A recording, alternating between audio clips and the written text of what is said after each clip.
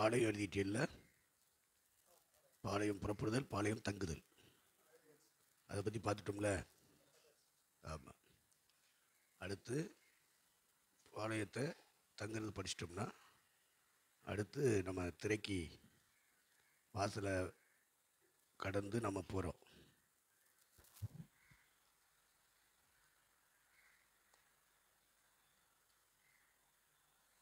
வாசலை கடந்து போகிறோம். வாசலை கடந்து போனோடனே முதலாவது என்ன பார்க்குறோம்? பலிபீடத்தை பார்க்குறோம். இப்போ பலிபீடம்னா என்ன அப்படின்றத நம்ம அந்த வசனத்திலிருந்து படிக்கிறோம்.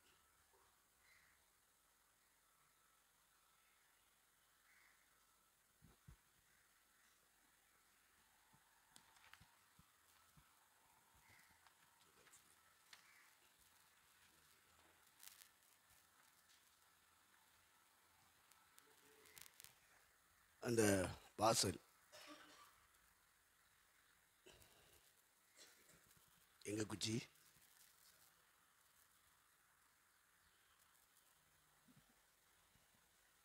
குச்சி வைக்கணும், மைக்கு கையில் பிடிக்கணும், புக்ஸு நோட்ஸு நம்ம கையில் இருக்கணும். ஒன்று புரட்டி ஒன்றுனா புரட்டும் போது ஃபேன் காற்று பறக்குது, இப்படி டென்ஷன்ஸ் உண்டாகுது. அப்போ நல்லா கவனிங்க. பாளையம் புறப்படுது, உட்காருது, ஆசிரியர் கூடாரம் போடுறாங்க. ஆசிரியர் கூடாரம் போட்ட பிறகு வாசல் உள்ளே போகிறோம். உள்ளே போகும்போது முதல்ல பார்க்குறது என்னது? பலிபீடம். நேற்று பலிபீடத்துக்கு அடுத்த விஷயங்கள் சொன்னேன். பலிபீடத்தில் 4 கொம்பு இருக்கணும். 4 கொம்பு இருக்கணும். பலிபீடத்தில் 4 கொம்பு இருக்கா? ஆமாம். பலிபீடத்தில் 4 கொம்பு வைக்கணும். கொம்பு எதை காட்டுது? வல்லமையை காட்டும். தெய்வீக அதிகாரங்கள் வல்லமைக்கு அடையாளம்.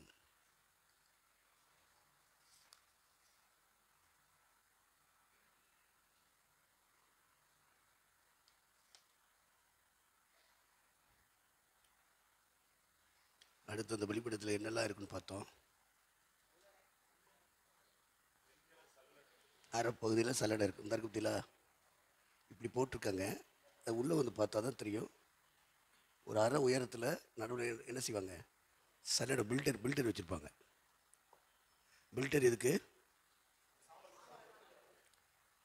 அதில் போடுற மாம்சம் முதல்ல உட்காரணும். மாமிசம் ஆட்டை வெட்டி அதில் போடுவான், மாட்டை வெட்டி அதில் போடுவான். அடியில் தீ எரிஞ்சிட்ருக்கோம். அடியில் என்ன செய்யும்? தீ எரிஞ்சிட்ருக்கோம். பில்டரு அந்த சல்லடை என்பது நடுவில் வச்சுருப்பாங்க. அப்போ ஆடு வெட்டி மாடு வெட்டி புறாக்கள் எல்லாம் கழுவி என்ன பண்ணுவாங்க? ரத்தத்தை எடுத்துட்டு அதை வெட்டி அதை தண்ணியில் கொண்டு போய் கழுவி இதில் இருக்கிற தண்ணி எடுத்து வந்து கழுவுவாங்க. கழுவி அதில் போடுவாங்க. போடும்போது கீழே எரிஞ்சிட்டே இருக்கும். அப்போது அது போடுறதுக்கு முன்னாடி அந்த சல்லடை மேலே என்ன இருக்குன்னா விறகு. அதுக்கு அடியில் என்ன இருக்கும்? விறகு போட்டிருப்பாங்க. விறகு எரிஞ்சிட்டே இருக்கும். அப்போ விறகு எரிஞ்சிட்டே இருக்கும்போது அதுக்கு மேலே அந்த கறியை கொண்டாந்து போடுவாங்க. கறி எரியும். அப்போ விறகும் எரிஞ்சு சாம்பலாகும், கறியும் என்னகும்? சாம்பலாகும். அந்த சாம்பலெல்லாம் இந்த இடத்துல சாம்பலாகி கீழே விழுந்துகிட்டே இருக்கும். கீழே விழுகும்போது சாம்பல் சட்டின்னு ஒன்று வச்சுருப்பாங்க. இந்த கும்பா போட்டிருக்காங்க. ஃபேஷனாக இருக்கணும். என்னது? பெருசாக இருக்கா? சரி, இருக்கட்டும், நீங்கள் எடுத்துக்கிறீங்க. அப்போ என்ன பண்ணுவாங்க? அந்த சாம்பல் சட்டியை வச்சு அந்த சாம்பலை பூரா அந்த இதில் அள்ளி போடுவோம். அந்த சாம்பல் கரண்டி, சாம்பல் அள்ளுறதுக்குன்னு ஒரு கரண்டி இருக்கும். அதுக்குள்ளே குனிஞ்சு எல்லா சாம்பலையும் அள்ளிகிட்டே இருக்கணும்.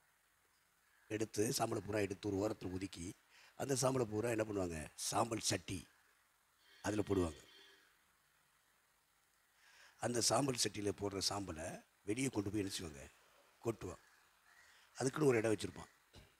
இந்த ஊரில் இருக்கிற குப்பையிலெல்லாம் வாங்குறதுக்கு குப்பை வண்டிக்காரன் அங்கங்கே ட்ரம்மு வச்சுருப்பான். குப்பையை கூட 3ஆக பிரிக்கிறேன். என்ன குப்பை? மட்கும் குப்பை, மட்காத குப்பை, அப்புறம் இன்னொரு குப்பை, சாதாரண குப்பை, இப்படி பிரிப்பான். பிரித்து அதை வண்டியில் அள்ளி போட்டு அதை கொண்டு வந்து ஊருக்கு வெளியே குப்பைமேடு ஒன்று வச்சுருப்பாங்க. இப்போ காம்பவுண்டு போட்டு அதெல்லாம் பத்திரப்படுத்துகிறாங்க.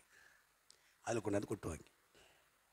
இதுபோல் தேவாலயத்தின் பலிபீடத்தில் விழும் சாம்பல் எல்லாம் எடுத்து அதை கொண்டு போய் வேறு இடத்துல வச்சுருப்பாங்க. வேறு இடத்துல வச்சுருப்பாங்க. இப்படி சாம்பல் பூரா வெளியே போகும். அப்போ சாம்பல் கரண்டி வேணும், சாம்பல் சட்டி வேணும். சாம்பலை கரண்டினால தாங்க, இப்போ கையினால் அள்ள முடியாது. ஏன்னா கங்கு இருக்கும், தீக்கங்கு சாம்பலுக்குள்ளே கிடக்கும். அதனால் கரண்டியை வச்சு தான் எடுக்கணும். அப்படியே சாம்பலெல்லாம் எடுத்து ஒரு ஃபேஷனில் போட்டு அதை அள்ளி கொண்டு போய் புறம்பே தட்டுவாங்க.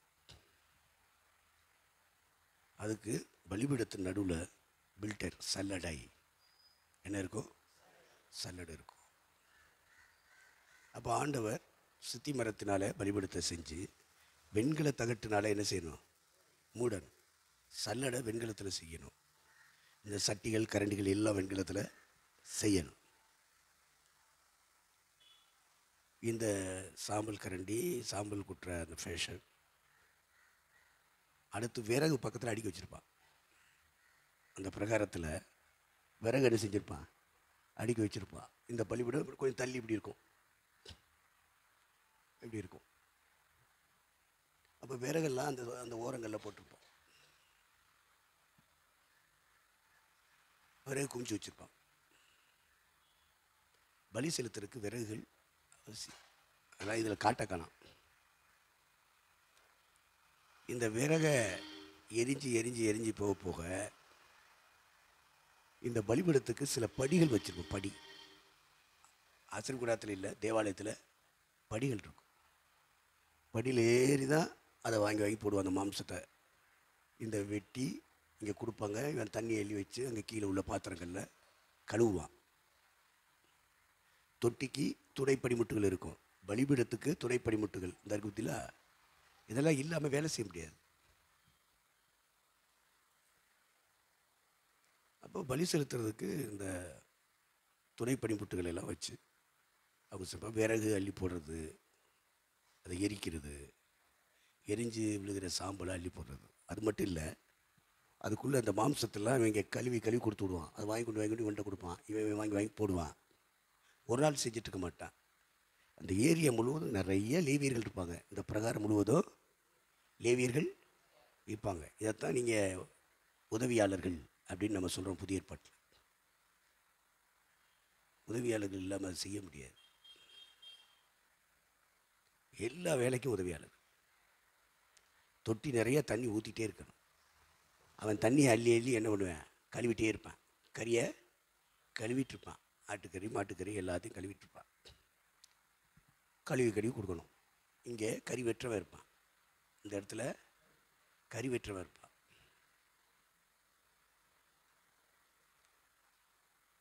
துண்டு துண்டாக வெட்டக்கூடாது. அது ஒரு பிரமாணம். தேவனுடைய ஒழுங்கு என்ன?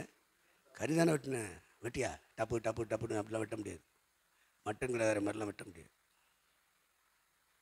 இந்த தேவாலயத்தில் கறி வெட்டுறவன் ஆட்டுக்கறி மாட்டுக்கறி எது வெட்டினாலும் சரி துண்டு துண்டாக வெட்டக்கூடாது. எலும்பு முறிஞ்சிரும். எலும்பு முறிஞ்சு பலியின் பிரமாணம் எலும்புகள் முறிக்கப்படக்கூடாது. பலி எப்படி வேணாலும் செலுத்த முடியாது. அவர் சொன்னபடி செய்யணும். இப்படி தான் செய்யணும்னா அப்படி தான் செய்யணும். அவன் இஷ்டப்படி ஊழியம் செய்கிறவன்லாம் அங்கே உள்ளே வர முடியாது. அது ஒழுங்கு கொடுப்பாரு. அந்த ஒழுங்குக்கு கட்டுப்பட்டு செய்கிறவன் தான் ஊழியத்துக்கு வரும். ஒழுங்குக்கு கட்டுப்படுறவன் தான் இங்கே உள்ளே வரணும்.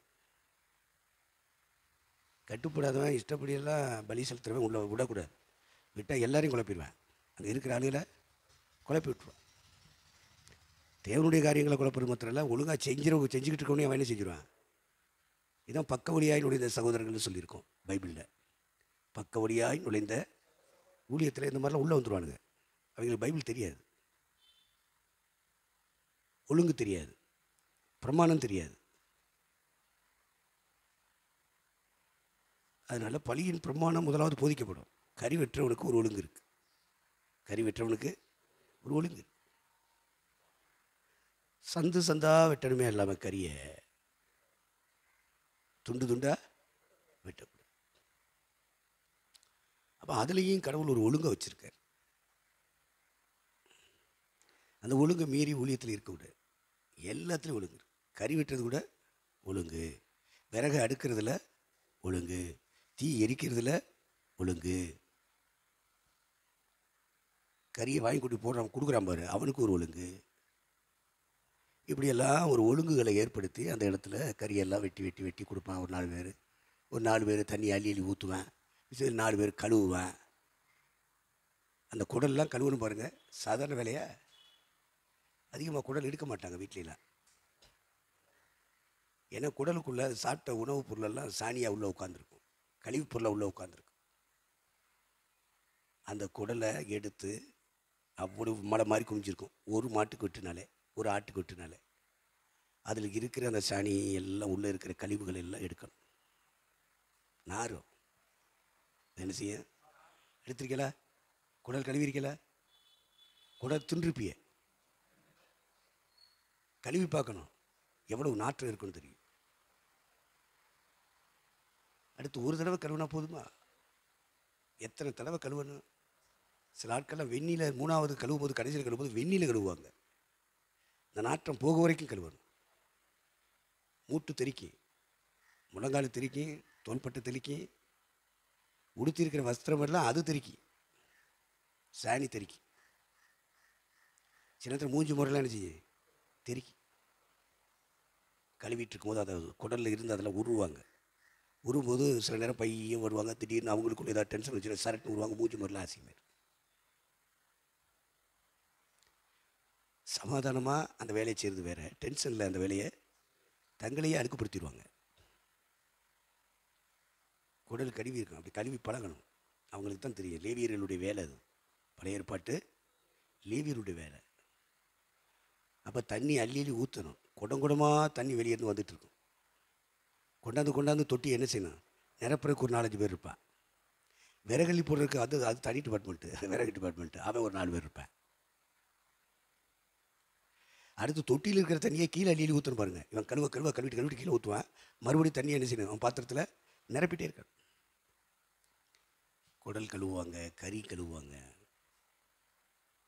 எலும்புகளெல்லாம் தனியாக ஒதுக்குவாங்க ஒரு மாட்டுக்கு. ஏன்னா ஒரு இஸ்ரவேலை ஒரு மாட்டை கொண்டாந்து பலி செலுத்துவான். மிடில் கிளாஸ் ஆடுகளை பலி செலுத்துவான். ஹை கிளாஸ் மாடுகளை பலி செலுத்துவான். லோ கிளாஸ் பீப்புள் தான் பறவைகளை பலி செலுத்துவான். இப்படி பலி செலுத்துறதுல 3 பொருள்கள் பலி செலுத்துவாங்க. அப்போ பறவையானாலும் ஆடானாலும் மாடானாலும் பலிபீடத்தில் முதல்ல கொண்டு வருவாங்க. பறவை அவங்களுக்கு லேசு, பறவையை பலி செலுத்துறது லேசு. ஆடை கொண்டு வந்து அந்த பலிபீடத்தின் கொம்புகளில் கட்டுவாங்க. இந்த கொம்பு இருக்கு பற்றிலா, இங்கே சின்னதாக போட்டிருக்கு, அங்கே கயத்தில் பிடிச்சி இழுத்துட்டு வருவேன். ஒரு இஸ்ரவேலை பாவ நிவாரண பலி, குற்ற நிவாரண பலி, சமாதான பலி, சர்வாங்க தகன பலி. அப்போ எந்த பலி செலுத்தணுடைய கட்டாயம் அவனுக்கு இருக்கோ அந்த பலிக்குரிய ஆடை மிடில் கிளாஸ் கொண்டு வருவான். ஹை கிளாஸ் மாட்டை கொண்டு வருவான். கொண்டு வந்த உடனே ஆசாரியன்ட்டு அவன் என்ன செய்வான்? கொடுப்பான். ஆசாரியன் என்ன பண்ணுவான்? வைடா, உன் கையை கொண்டா, அந்த ஆட்டு தலையில் வை, உன் பாவத்தையில் அறிக்கிடு. பாவ நிவாரண பலினா பாவத்தை என்ன செய்யணும்? குற்ற நிவாரண பலினா குற்றத்தை அறிக்கிடு. சர்வாங்கத்தன பலினா அதுக்குரிய அறிக்கை செய்யணும். சமாதான பலினா அதுக்குரிய அறிக்கை பண்ணணும். அவன் அறிக்கை பண்ணி தன்னுடைய பாவங்கள், சாபங்கள், அவனுக்கு இருக்கிற குற்றங்கள் எல்லாம் கடவுளுடைய சமூகத்தில் மன்னிக்கப்படணும்னா அதை அந்த ஆட்டு மேலே தலையில் கை வச்சு என்ன பண்ணணும்? அறிக்கையிடணும். அப்போ பாவறிக்கைன்னு ஒன்று அங்கே இருக்குது பார்த்தீங்களா? பாவறிக்கைன்னு ஒன்று இருக்குது. பலி செலுத்துறவன் பலி செலுத்துறதுக்கு முன்னாடி பாவறிக்கை பண்ணணும். கடவுளுக்கு பலி செலுத்த வந்தவன் வந்த உடனே பாட்டு பாடிக்கிட்டு கூடாது, அந்த உடனே தோத்திரம் சொல்லிட்டு கூடாது, அந்த உடனே அலிலியாலேன்னு சொல்லக்கூடாது, வந்த உடனே உட்காந்து தூங்கக்கூடாது. சிலர்லாம் வந்தவொடனே நினச்சிடா உட்காந்தவொடனே தூக்கம், கண்ணு சொருகிட்டு போகும். உங்களுக்கு கண்ணு கட்டிட்டு வருதா? கண்ணு கட்டிட்டு வருதா இல்லையா? வரும். அதை நம்ம என்ன செய்ய முடியும்? போராடி ஜெயிக்கணும். ஆவிக்குரியவங்கன்னா போராடி என்ன செய்யணும்? போராடாமல் அந்த தூக்கம் போகாதுப்பா. நம்மளை அசத்தும், கண்மயக்கம் உண்டாகும், தூக்க மயக்கம் உண்டாகும், மயக்கத்தை உண்டாக்கிடுவான். எல்லாருக்கும் அதிகாலையிலேயே வந்து உட்காந்தோன்னா குளோரோஃபார்ம் போட்டு விட்ருவான். குளோரோஃபார்ம்னு என்ன? தன்னை மறந்து மயங்கி தூங்குறது. எத்தனை தடவை இப்படி முன்னாடி விழுந்தாலும் சரி, பஸ்ஸில் போகும்போது விழுவாங்க தெரியுமா? ஐயோ தோள்பட்டிலாம் வலிக்கு. அடுத்து முட்டி முட்டி பார்ப்பான், கிடைச்சிட்டு சரி அப்படி நம்ம உட்காந்துட்டோம்னு வைங்க, தோல்லையே படுத்துருவான். இறங்கும்போது தோல் அவ்வளவு கனமாக, அவ்வளோ வலியாக வேதனையாக இருக்கும். வசதி உள்ளவன் மேலே போயிடுவேன், ஏசி காரில் போவான், தனியாக நினச்சிக்குவேன், பில்ட்டு பண்ணுவான். வசதி உள்ளவன் காரில் போயிடுவேன், first class second class ticket போட்டு போயிடுவேன். நம்ம என்ன பண்ணுறது? பஸ்ஸுக்கு போகிறதுக்கே நமக்கு பைசா இல்லாமல் உட்காந்துட்ருக்கோம். அந்த அளவுக்கு நம்ம உட்காந்துருக்கோம். ஆனால் கடவுள் நம்மளோட இருக்காருன்னு சொல்லிகிட்ருக்கோம். கடவுள் நம்மளோட இருக்காருன்னு சொல்லிட்டுருக்கோம். ஆக பலி செலுத்துதல் என்ற ஒழுங்கை பலிபீடத்தில் நம்ம உள்ளே நுழைஞ்ச உடனே என்ன பார்க்குறோம் அப்படின்றத புரிஞ்சுக்கிறோம். இப்போ என்னென்ன வேலைகள் நடக்குது, பிரகாரத்துக்குள்ளே நுழைஞ்ச உடனே இவ்வளோ வேலைகள் நடக்குதுங்கிறது தெரியும். அப்போ பலிபீடத்தில் கொண்டு வந்து ஆட்டையோ மாட்டையோ கொடுக்கும்போது, ஆசாரியங்களை ஒப்படைக்கும் போது அவன் பாவங்களை அறிக்கை செய்ய சொல்லுவான். பலியாகிறதுக்கு முன்னாடி என்ன உண்டாகன்னு அப்புறம் தான் கடவுள் பலி செலுத்தணும். நம்முடைய குற்றங்கள் அறிக்கை செய்யப்படணும், வாய் தரன்னு சொல்லணும். அப்போ தான் சாசு வைக்கப்படுவான். அதெல்லாம் வாய்நாள் அறிக்கை செய்கிறது. அது 1 யோவான் 1:9 வாசிங்க. 1 யோவான் 1 நல்லா கவனிங்க. விசுவாச அறிக்கை வேறு, பாவ அறிக்கை. அப்போது ஊழியக்காரங்களுக்கு இது தெரிஞ்சிருக்கணும். பாவ அறிக்கைனா என்ன, அது எங்கே செய்யணும், எப்போ செய்யணும் அப்படின்ற ஒரு ஒழுங்கு இருக்குது. விசுவாச அறிக்கைன்றது வேறு. இயேசு நமக்காக சிலுவையிலே செய்து முடித்த கிரியைகளை இருதயத்தில் விசுவாசித்து வாய்நாடு அறிக்கையிட்டே இருக்கணும். அறிக்கையை ஆங்கிலத்தில் கன்ஃபஸ் சொல்லுவாங்க, விசுவாச அறிக்கை. இங்கே யோவான் சொல்கிறான், நாம் நம்முடைய பாவங்களை அறிக்கையிட்டால் மன்னித்து நீக்கி. அப்போது தேவ சமூகத்துக்கு கூடி வரும் பொழுது முதல்ல இல்லை, ஒரு வாரத்துக்கு ஒரு தடவை தான் வர்றேன். முழு பாவத்தோடு வருவேன், முழு அக்கிரமத்தோடு வருவேன். என்னென்ன பாவம் இருக்கோ அத்தனை பாவத்தையும் பிசாசு செய்ய வச்சுருவான். அதோட கொடுத்துக்குருவான். வந்தவுடனே கையை தட்டுனா எப்படி, அங்கே எப்படி ஆவியான கிரீசி வேறு. அதனால இஸ்ரவேலன் எப்பொழுதெல்லாம் தேவாலயத்துக்கு வருகிறானோ, அவன் என்ன பலி செலுத்த விரும்புகிறானோ, அந்த பலிக்கு முன்னாடி அவன் தன்னுடைய பாவங்களை என்ன செய்யணும், அறிக்கையிடு. ஒரு வாரத்துக்கு ஒரு தடவை வர்றவங்களை எல்லாத்தையும், அதுதான் 9 மணிக்கு நீங்கள் கூட்டத்தை ஸ்டார்ட் பண்ணிங்கன்னா 8 மணிக்கு வர சொல்லணும். 10 மணிக்கு கூட்டத்தை ஸ்டார்ட் பண்ணிங்கன்னா 9 மணிக்கு உள்ளே வர சொல்லணும். 1 மணி நேரம் அவங்களுக்கும் தேவனுக்கும் உள்ள தொடர்புக்காக ஒதுக்கிறேன். அவங்களுக்கும் நீங்கள் ஆவிக்குரிய சபை கட்டணும்னா இப்படி செய்யணும். அசர்வுகுலரம் போட்டதே அதுக்கு தான், இதை சொல்லிக் கொடுக்கத்தான். ஏன்னா எல்லா பெந்தகோஸ்து சபையும் வஞ்சிக்கப்பட்டு கிடக்கு. வந்த உடனே கைத்தட்ட வச்சிடறேன், வந்த உடனே பாட்ட ஆரம்பிச்சிட்றேன். பாவரிக்கை இல்லை.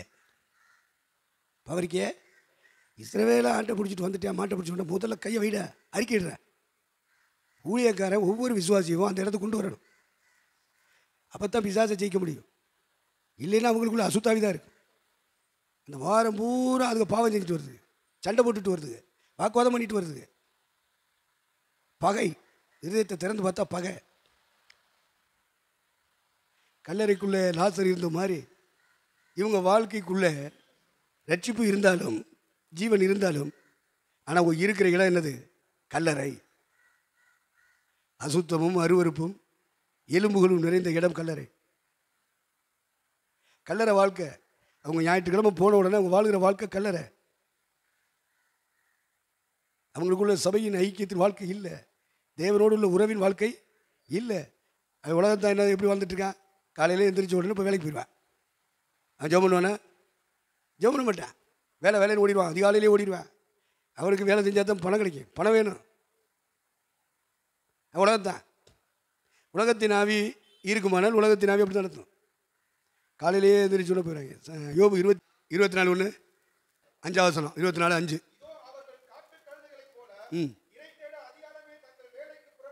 இதெல்லாம் உலகத்தில் உள்ள முறை காட்டு கழுத.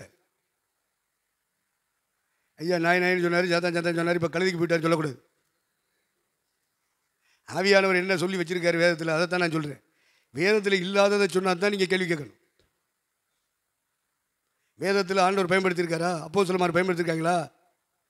அப்போ நம்ம ஐயாவும் பயன்படுத்துகிறாரு, தப்பே இல்லைன்னு அடிக்கணும். நீ ஒரு கருத்தை சொல்லிட்டு கூடாது. ஆமாம் ஐயா சொல்லக்கூடாது. அப்போ நீ பைபிள் படிக்கலை, உங்கள்கிட்ட ஆவியானவர் இல்லை, அதனால தான் சொல்லக்கூடாதுங்கிற. உனக்குள்ள பரிசுத்தாவி இருந்தால் ஆமீன் பட்டுவார். அவர்கள் திரும்பாச்சு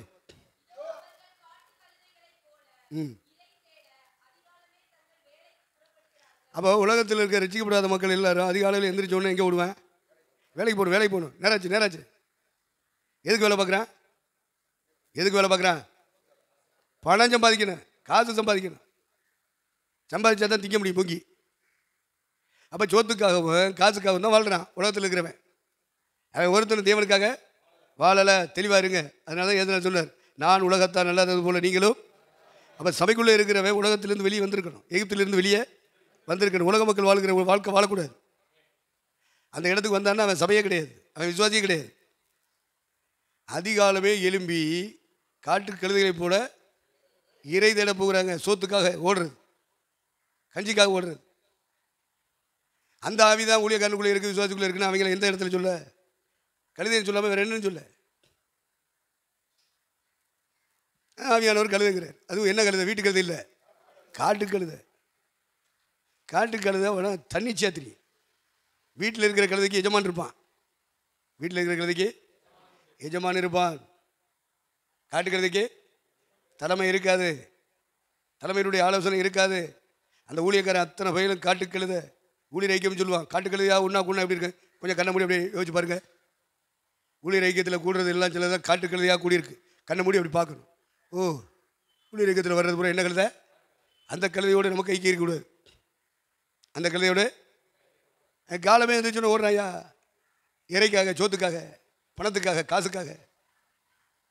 ஆண்டவர் சொல்கிறார், அஞ்ஞானிகள் அதை நாடி தேடுறாங்க, நீ அந்த லிஸ்ட்டில் போகாத. எப்படி நான் சாப்பிடுவேன்? என் முன்னாடி எப்படி சாப்பிடுவேன்? பிள்ளைகள் எப்படி சாப்பிடுவேன்? காலைல போய் வேலை பார்த்தா தானே சாப்பிடுவேன் அப்படின்னு நம்ம சொல்லுவோம். அவர் சொல்கிறாரு, இதெல்லாம் உங்களுக்கு வேணும்னு தெரியும், அவருக்கு தெரியும், உன்னை அழைச்சவருக்கு தெரியும்.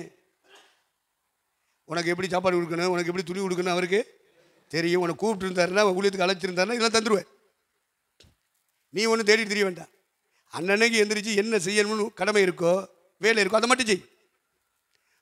பணத்தை தேடி ஓடாத, காசை தேடி ஓடாத, வேலைன்னு ஓடாத, வருமானம் ஓடாத. விசுவாசி அப்படி பேர் அங்கே தான் ஓடிட்டுருக்கா. அது பேர் விசுவாசியா? இந்த விசுவாசம் இல்லையே. காட்டு புஷ்பங்களை கவனித்து பாருங்கள் சொன்னார். அந்த வார்த்தையில் விசுவாசம் இருக்கா? இல்லை. காகங்களை கவனித்து பாருங்கள் சொன்னார். கவனித்து பார்க்குறாங்களா? இல்லை. சாப்பாட்டுக்கும் துணிக்கும் ஒரு விசுவாசி எந்த இடத்துல நிற்கணும்? அப்படின்னா அந்த விசுவாசி இடத்துல ஊழியக்காரன் எந்த இடத்துல நிற்கணும்? அவனுக்கே எக்ஸாம்பிள் வாழ்ந்து காமிக்க வேண்டாமா? ஊழியக்காரன், நான் விசுவாசத்தில் ஊழியம் செய்கிறேன்னு சொல்கிறேன். ஊழியக்காரன், என்னடா விசுவாசம்? எதுக்கு சொல்கிறேன்? நீ ஏதாவது கொடுக்க மாட்டியா? அதுக்கு தான் அந்த வார்த்தையை சொல்கிறது. நாங்கள் எதில் ஊழியஞ்சிறோம்? விசுவாசத்தில் ஊழியஞ்சிறோம். எங்களுக்கு வெளிநாட்டு பணம் இல்லை. வெளிநாட்டில் பணம் எவனை அச்சடித்து வீட்டில் வச்சு கொடுக்குறதில்ல. எல்லா சபையில் சொல்லி ஜெபம் பண்ண சொல்லி அவன் மாதம் சம்பளத்தை கொடுக்குறேன் கொடு, அன்னன்னைக்கு உழைச்சி கூலி வாங்குறவன் அதில் ஏதாவது கொடு. ஏழை இந்தியாவில் இருக்கிறவங்க பூரா ஏழையாக இருக்கேன். அவனுக்கு சூசியம் சொல்லணும், சத்தியம் சொல்லணும்னா சாப்பாடு போட்டுத்தேன், அவனுக்கு சொல்லிக் கொடுக்க வேண்டியிருக்கு. அவனுக்கு காசு ஏதாவது கொடுத்துட்டேன், அவனை வர வைக்க வேண்டியிருக்கு. டிரான்ஸ்போர்ட் சார்ஜ் என்ன செய்யணும்? இப்படித்தான் வெள்ளைக்கார பூரா நமக்கு தர்றான். இவங்க நம்ம ஊழியக்காரங்க அதில் சோமாடுறான், அதுலேயும் ஆட்டை போடுறவங்க. 1 கோடி ரூபா கொடுப்பான். ஒரு 4 நாள் மீட்டிங் நடத்தணும், எல்லா சபை மக்களையும் ஒருமிக்கணும். அவங்களுக்கு நாங்கள் கர்த்தருடைய வார்த்தையை சொல்லுவோம், சத்தியத்தை சொல்லுவோம். இந்த 1 கோடி உடனே அங்கே இருக்கிற 10 பெந்தகோஸ்து தலைவரெலாம் கூடுவான். அவங்கள தாண்டி ஒரு வெள்ளைக்காரன் வந்து இந்தியாவுக்குள்ளே நினைச்ச முடியாது, சுயம் சொல்ல முடியாது. அதெல்லாம் அந்த காலத்தில் சொன்னாங்க. ராக்லேண்ட் தலையில் போட்டிருந்த தொப்பியை எடுத்து வீடு வீடாக வாங்கி குடிச்சிக்கிட்டு சுயம் சொன்னேன். அவன் மெண்டல், அவன் பைத்தியம்னு சொல்லி அந்த கிராமங்களில் இருக்கிற பயில்கள்லாம் கொண்டு கூட கல்லை ஊட்டி எரிஞ்சு அவனை சாகடிச்சேன். அவன் செத்து போன போல விழுந்து கிடக்கான். அந்த ரோட்டுக்கு பக்கத்தில் ஒரு ஜீப் வருது. போயிட்டு இருக்கும்போது திரும்பி பார்க்குறேன். யாரா உள்ளேருந்து திரும்பி பார்க்குறான்? யார் அவன்? கலெக்டர். அந்த ஏரியாவில் விசிட் பண்ணி ஜீப் போய்கிட்டு இருக்கு. திரும்பி பார்க்குறேன், ஒரு புடம் கிடக்கு. கிட்ட போகிறேன், என்னடா நம்ம ஆட்சியில் இருக்கிற கலெக்டராக இருக்கோம், இப்படி கிடக்க ஒரு புடம் அப்படின்னு கிட்ட போகிறான். கிட்ட போனால் அவன் அறியாமலே அந்த புணத்தை தூக்குறேன். தூக்கிட்டு கத்துறான். அப்படி செத்து போய் கிடக்கிற மாதிரி கிடக்கிற வேற. அவன் கிளாஸ்மேட், அவன் பெரிய கோடீஸ்வர பிரபு. தூக்கிட்டு கத்துறான், ராக்லான், யார் உன்னை இந்த நிலைமைக்கு ஆளாக்குறது? யாருன்னு தெரியாத அந்த பைத்தியக்கார கூட்டம். அவர் சுவிசேஷ ஊழியத்துக்கு வந்துட்டாருங்கிறது அவனுக்கு தெரியும், கிளாஸ்மேட்டுக்கு. ராக்லான் கத்துறான். அந்த கிராமமே அதிர்ந்து, எல்லாரும் பயந்து ஒடுங்கி நிற்கிறான். உன்னை யார் இந்த நிலைக்கு ஆளாக்குறது? தூக்கிட்டு கத்தும்போது அப்படியே கண்ணீர் ஓடுது. நான் அவனை தண்டிக்க விட மாட்டேன்.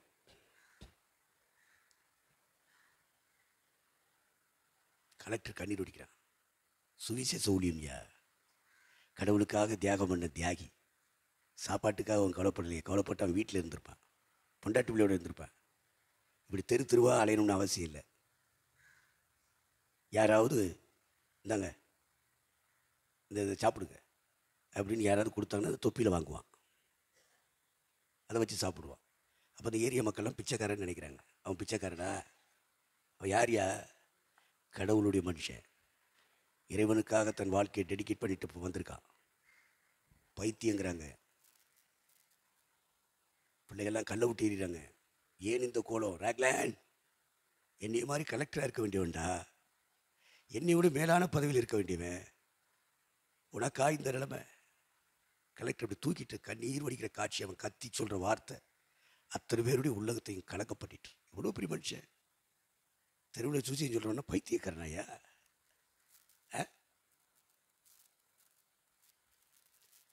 அதனால் முறையாக ஊழியம் செய்யணும். கத்தர் அவனுடைய கிரியைகளுக்கு தக்க பலனை கத்தர் ஆயத்தப்படுத்தி வைத்திருக்கார். இங்கே நீங்கள் திங்கிட்டு வந்து தூங்குறீங்க, இங்கே சாப்பிட்டு வந்து தெரிஞ்சிரியே. உழைக்கிறவனுக்கு தூக்கம் வராது, தியாகிக்கு தூக்கம் வராது, கடவுளுக்காக வாழ்றவனுக்கு தூக்கம் வராது. ஏன்னா அவனுக்குள்ள பரிசுத்தாவி இருப்பார். அவர் தூங்க விட மாட்டார், ரன் பண்ணிகிட்டே இருக்க வைப்பார். அப்போ தொப்பியில் வாங்கி யாராவது இந்த சாப்பிடு அப்படின்னு கொடுத்தா விளக்கற துறை கொடுக்கும்போது அதை தொப்பியில் வாங்கி சாப்பிடுவார். அப்புறம் அதை கழுவி தண்ணியில் ஒரு நிலை கழுவி தலையில் கொடுத்து அப்படிலாம் இறைவனுக்காக தியாகம் பண்ணின தியாக பூமி இது. 3 நேரம் சாப்பிட்டுட்டு தூங்கிட்டு எந்திரிச்சுக்கிட்டு இப்படிலாம் இருந்தால் நீங்கள் புரிந்து கொள்ளுங்கள். இரத்த சாட்சிகளின் மரணங்களை சிந்தித்து பாருங்கள். எப்படியெல்லாம் கடவுளுக்காக ஜீவனை தந்திருக்கான், எப்படிலாம் உழைச்சிருக்கான், எப்படிலாம் கடந்து போயிருக்கான் நமக்கு முன்னே போனவங்க. இதெல்லாம் நீங்கள் சிந்திக்கணும். சாசு சிந்திக்க விட மாட்டான், படிக்க விட மாட்டான். ரைட்? நம்ம ஊழியர் செய்கிறோம், ஜனங்கள் வந்த உடனே கையை தட்டி பாட்டு பாட விடாதீங்க, அது முறையல்ல. 9 மணிக்கு ஆரம்பிச்சிங்க அப்படின்னா 8 மணிக்கு வர சொல்லுங்கள். 10 மணிக்கு ஆரம்பிக்கிறீங்கன்னா 9 மணிக்கு வர சொல்லுங்கள். 11 மணிக்கு ஆரம்பிக்கிறீங்கன்னா 10 மணிக்கு வர சொல்லுங்கள். அந்த 1 ஹவர் கொடுத்துருங்க. 1 ஹவர் ஒவ்வொரு விசுவாசிக்கும் ஒதுக்கப்படணும். அந்த வாரம் பூரா என்ன பாவங்களை செஞ்சாங்களோ, என்னென்ன குற்றங்களை செய்தாங்களோ, யாரை பகைச்சாங்களோ, யாரை மன்னிக்க முடியலையோ, யாரிடத்தில் மன்னிப்பு கேட்க முடியலையோ, அதுக்கு கிருபை கேட்டு பாவங்களை அறிக்கையிடுறதும் கிருபையை கேட்டும் அவன் 1 மணி நேரம் இருக்கணும். அப்புறம் தான் பலி செலுத்தணும். அப்புறம் தான் என்ன செய்யணும்? இதான் நிழல். நம்ம பார்க்குறது இப்போ இந்த நிழல் படியே செய்யலைன்னா அப்புறம் ஒரிஜினல் படி எப்படி சபை வரும்? எப்படி வரும்? எல்லாம் வஞ்சிக்கப்பட்டு போச்சு. சபை ஊழியக்காரன் எல்லாம் வஞ்சகத்துக்குள்ளே போயிட்டேன். என்ன செய்ய? மீட்டெடுக்கணும். விழுந்து போய் கிடக்கிற தாவீதின் கூடாரம் திரும்பவும் எடுத்து ஸ்தாபிக்கப்படணும். பரம தாவீது நம்முடைய கர்த்தராகிய இயேசு கிறிஸ்து, அவருடைய கூடாரம் என்று சொல்கிறது அவருடைய திருச்சபை. அத்தனை விழுந்து கிடக்கு. ஆண்டவர் வாக்குத்தத்தம் கொடுத்திருக்கு. விழுந்து கிடக்கிற தாவீதின் கூடாரத்தை திரும்பவும் எடுத்து நிறுத்துவேன். மீட்டெடுக்கணுமே, அந்த ஊழியம் நடக்குதா? ஆவியானவர் இருந்தால் அதை செய்வார். அந்த வாக்குத்தத்தத்தை நிறைவேற்றுவார். என்ன வாக்குத்தத்தம்? அநேகர் சொல்கிற வாக்குத்தத்தம்லாம் பூமிக்குரியதாக இருக்கு. ஆவிக்குரியதாவே இல்லை. ஊழியக்காரங்களுக்கும் சொல்ல முடியல ஆவிக்குரிய வாக்குத்தத்தம். ஏன்டா அப்படி சொல்ல மாட்டேங்கிற? எந்த மக்கள் விரும்புகிறாங்க ஐயா? இதையெல்லாம் சொன்னோம்னு சொன்னால் மக்கள் கூட்டத்துக்கே வரமாட்டாங்க. நான் ஒரு ஆள் தான் உட்காந்து என்ன செய்யணும்? கொட்டடிக்கணும். அதுக்கு தான் பிடிச்சிரு. அப்போ புரிஞ்சுக்கிற வேண்டியதான், நாம் இங்கே எதுக்காக ஒழிஞ்சிடறோம்? பொழப்புக்காக. மக்கள் வரணும், காணிக்க கொடுக்கணும். அதுக்காக தான் நினைச்சிடறோம் ஊழியம் செய்யணும். பச்சைக்கு நம்மளே சொல்லிட்டோமே சாட்சி.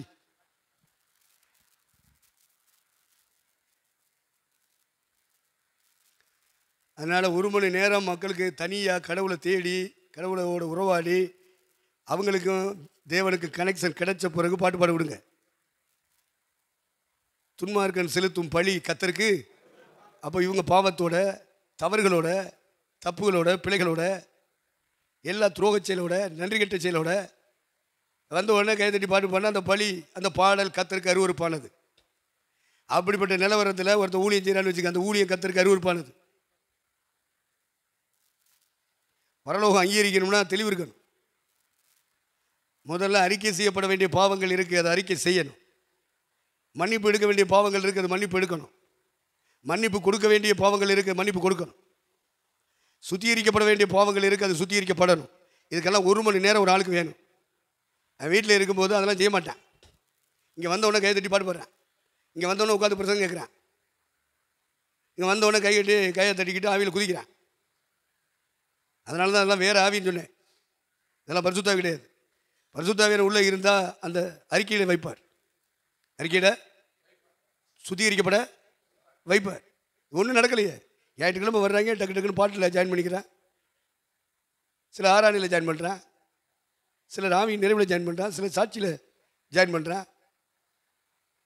சில சங்கீத வாசிப்பு பிரசங்கத்தில் ஜாயின் பண்ணுறேன், சிலர் பிரசங்கம் பண்ண நேரத்தில் வர்றேன். கரெக்டாக 11:30 முடிய போகிற நேரம் 12 அந்த நேரம் வருவான். வெளியில் கேட்டால் நான் சர்ச்சுக்கு போயிட்டு வந்தேன். அவன் மனசுக்கு ஒரு திருப்தி, சர்ச்சுக்கு பரலோகம் போவானா? இந்த லிஸ்ட்டில் உள்ளவன் பூரா பரலோகம் வருவானா? அவன்கிட்ட காணிக்கை வாங்கி சாப்பிட்டா நம்ம இப்படி உருப்பிடுவான்? அவன்கிட்ட தசமாக வாங்கி சாப்பிட்டா எப்படி உருப்பிடுவான்? அவன் திரும்ப மாட்டான்ல, அவன் எப்படி திரும்புவான்? அவனை எப்படி நீ கண்டிப்ப?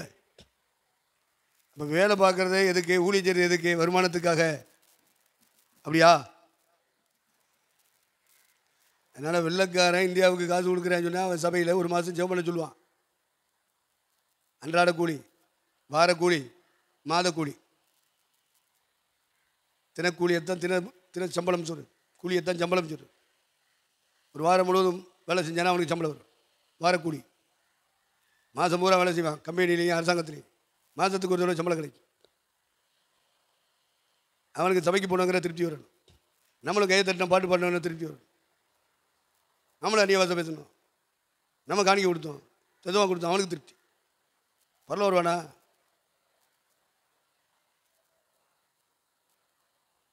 வாரத்தில் ஒரு நாள் தான் வரேன். நீங்கள் வாரம் முழுவதும் கடவுளுக்காக வாழ்றீங்க. அவன் வாரத்தில் ஒரு நாள் ஒதுக்குறானே, 2 மணி நேரம் ஒதுக்குவான், 1.5 மணி நேரம் ஒதுக்குவான். எப்படி வேணாம் பல்லத்துக்கு வருவேன்? வாரம் முழுவதும் நீங்கள் இருக்கீங்க கடவுளுக்காக ஓடி உழைக்கிறதுக்கு. காலையிலையும் மத்தியானமும் நைட்டு 3 நேரமோ 4 நேரமோ உட்காந்து ஜெபிக்கிறீங்க. குடும்பமாக உட்காந்து ஜெபிக்கிறீங்க. சபையில் வர்றவங்களை வச்சு ஜெபிக்கிறீங்க. அதுக்கு மேலே தனியாக உட்காந்து ஜெபம் பண்ணிட்டு இருப்பேன். நைட்டெல்லாம் உட்காந்து ஜெபிப்பேன். எல்லோரும் தூங்குவாங்க, நீ ஜெபம் பண்ணிட்டு இருப்ப. அதிகாலையில் எழுப்பி ஜெபம் பண்ணிட்டு இருப்பேன், பாடிக்கிட்டு இருப்பேன், துதிச்சிக்கிட்டு இருப்பேன், கர்த்தருடைய கிருபைக்காக கெஞ்சிக்கிட்டு இருப்பேன். இவன் ஞாயிற்றுக்கிழமை காலையில் 1 மணி நேரம் வந்து உட்காடுறேன், 2 மணி நேரம் உட்காடுறேன், சிலர் 3 மணி நேரம் உட்காடுறேன். ஒரு நாளைக்கு 24 மணி நேரம். ஒரு நாள் தான் வாரத்தில் தேவனுக்காக ஒதுக்குறேன். அந்த ஒரு நாளையும் 3 மணி நேரம் இருக்காவும் ஒருத்தன் 2 மணி நேரம், சிலர் 1 மணி நேரம் தான் இருக்கான். என்ன ஐயா முடிக்க மாட்டேங்கிறாரு, வாட்ச பார்க்குறேன். அப்புறம் இப்படி காட்டுறது யாருக்கு? பாஸ்டருக்கு. அவர் மேடையில் மைக்க பிடிச்சி பிரசங்கம் பண்ணிட்டு போவார். இவன் பார்க்குறது மாதிரி அவருக்கு காட்டுறது. இவங்களை எல்லாம் நான் சொன்னால் என்னையா குறையுது உங்களுக்கு? தெரியல. சொல்கிறேன், உனக்கு என்ன வலிக்குது? எனக்கு வலிக்குது, ஏசுனாருக்கு வலிக்குது. வழியில் கத்துறேன். மதிப்பு கொடுக்கணுமா?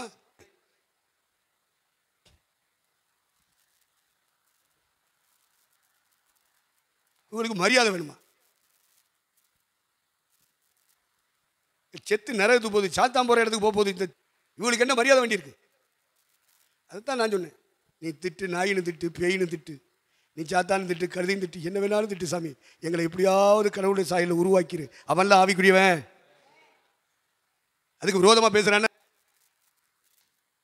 இப்போ நாங்கள்லாம் கடந்து வந்தோமே, இத்தனை வருஷம் வாழ்ந்துட்டு இருக்கோமே, நாங்கள் வாழ்ந்துட்டுல சொல்கிறோம். 40 ஆண்டு கால வாழ்க்கையில் பிசுறு இல்லாமல் வந்திருக்கோம். வேலை வேண்டாம், வருமானம் வேண்டாம், தூக்கி வீசிட்டு வந்திருக்கோம். வாழ தெரியாது. காலையில் எந்திரிச்சு ஜெபம் பண்ணுங்கடா. அதுக்கால எந்திரிச்சோன்னு குடும்பமாக உட்காந்து நல்லா கையை தட்டி ஆண்டவர்கிட்ட நினச்சிங்க, பாட்டு பாடுங்க, வேதத்தை வாசிங்க, பிள்ளைகளை வாசிக்க சொல்லுங்கள், பிள்ளைகளை பாட சொல்லுங்கள். குடும்பமாக எந்திரிச்சுன்னா அது பிள்ளை படிக்கணும், அதை எழுப்பாத. அப்புறம் இப்படி பிள்ளைகளை நடத்துகிறவங்கள திறன் சொல்ல, அப்படி சொன்னாவது சொனப்பு வராதா, மனம் திரும்புதல் வராதா என்றதை இயக்கத்தில் தானே சொல்கிறேன், ஆதங்கத்தினால பேசுகிறேன். மதிப்பு வரும். மதிப்பு மரியாதை இல்லைனா என்கிட்ட வந்து பிரச்சனை கேட்கக்கூடாது. அதுக்குரிய பிரச்சனை பண்ணுறவன் 50 பேர் இருக்கவங்க அப்படின்னு சொல்லிட்டேன். இங்கே ஒன்றும் வர வேண்டாம் சொல்லியாச்சு. அப்புறம் என்ன? பரலோகம் போகணுங்கிற சிந்தை இருக்கணும்ப்பா.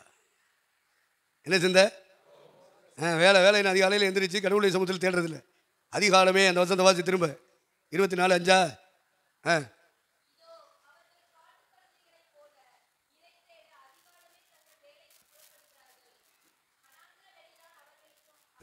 ஒரே டென்ஷன். இந்த கூட்டத்தை நடத்தி முடிக்கிறதுக்கு முன்னே பெண்டை கலட்டிக்கிட்டு இருக்கேன் சார். தொடங்குறதுக்கு முன்னாடி இருந்து போராட்டம், தொடங்கினா போராட்டம். யார் மூலமாக வர்றேன்? ஊழியக்காரி மூலமாக வர்றேன். சாந்தா என்ன தனியாக வந்தானா வேறு மாதிரி யுத்தம் பண்ணலாம். கூட ஊழியம் செய்கிற ஊழியக்காரி மூலம் வந்துச்சா 2 பேருக்கும் வருத்தத்தை உண்டாக்கி விட்டுறேன். நமக்கு நல்லா தெரியுது சாத்தா வேலை செய்கிறான் அப்படி. அவனுக்கு நம்மளை வேலைப்படுத்தணும். நம்ம கட்டி இருப்பிருக்க சுவாபத்தை கெடுக்கணும். நமக்குன்னு ஒரு சாட்சி இருக்கும், அந்த சாட்சியை கெடுக்கணும்.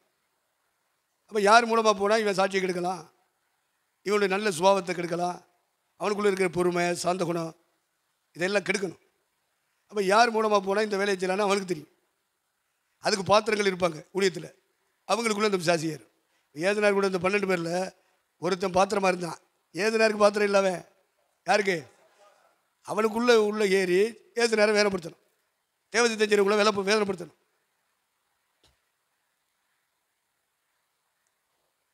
இதுக்காக கூட ஊழியம் செய்கிறவங்களுக்குள்ள தான் பிசாசு வருவான். ஆண்டவருக்காக வாழ்கிறவங்க தங்களை அர்ப்பணித்து நிற்கிறாங்க பற்றிலா, அவங்களுக்குள்ள தான் வர்றேன். எனக்கு தெரியுது பேதருக்குள்ளே பிசாசு வந்துட்டு போயிட்டுருக்கான், யூதாசுக்குள்ளே நிரந்தரமாக தங்கியிருக்கான். ஆனால் நம்ம கூட இருக்காங்களே, மெல்லவும் முடியாது, விழுங்கவும் முடியாது. ஊழியத்துக்கு ஆள் வேணும், விரட்டவும் முடியாது. அது அவருக்கு சோதனை. நம்மை போல சோதிக்கப்பட்டு பாடுபட்டு பாவம் இல்லாதவராக இருக்கிற பிரதான அவரை ஜெயிச்சுட்டு போயிடுறாரு. அவருக்கு கிருபை மேலே கிருபை இருக்குது. யார் என்ன பண்ணாலும் கண்டுக்கிறாம நினைச்சாரு போயிடுறாரு. அவரால் முடியும், நம்மளால் முடியல.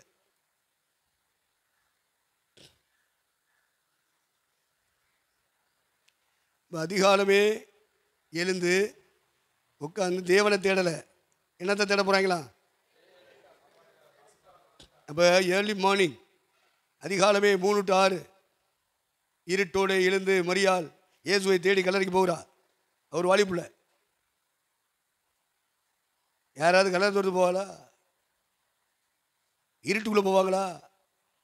கடவுள் மேலே உள்ள அன்பு இருட்டாக பார்க்கல. ஏதனா மேலே உள்ள அன்பு கல்லறை தோட்டமாக பார்க்கல. எப்படியாலும் இயேசுவை சந்திக்கணும். எலும்புவேன்னு சொன்னாரே, அந்த அன்பு இருளை பார்க்க விடாது, கல்லறை தோட்டத்தை பார்க்க விடாது. ஒரு வாலிபுள்ள ஒத்தியில் போனால் ஊர் என்ன சொல்ல, உலகம் என்ன சொல்ல? ஏசுனார் மேல் உள்ள அன்புயா.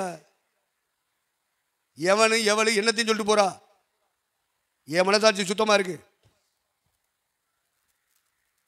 இயேசுவை தேடுற விஷயத்தில் என் மனசாட்சி சுத்தமாக இருக்கு. சுத்த இதயத்தோட நான் இயேசுவை தேடுறேன். எவன் என்ன சொன்னா என்ன, எவன் என்ன சொன்னா என்னையா, இயேசுவை தேடி போகிறதுனால எவன் நிந்திச்சாலும் எவன் குறை சொன்னாலும் எல்லாத்தையும் ஏற்றுக்கிற வேண்டியதான். என்ன செய்யணும்? அது கடவுள் மேலே அன்பு இருந்தாத்த. ஏசுனா மேலே அன்பு இல்லாட்டா ஊர் என்ன சொல்லு, உலகம் என்ன சொல்லு, சமுதாயம் என்ன சொல்லு, ஜாதி என்ன சொல்லு, சொந்த குடும்பம் கூட பிறந்தவன் என்ன சொல்லுவேன், கூட பிறந்தவன் என்ன சொல்லுவா? இப்படிலாம் சிந்திக்க வைக்கிறது உலகத்தின் ஆவி. தேவ அன்பு உங்கள் இருதயங்களில் ஊற்றப்பட்டிருக்கிறது. ரோமர் 5:5.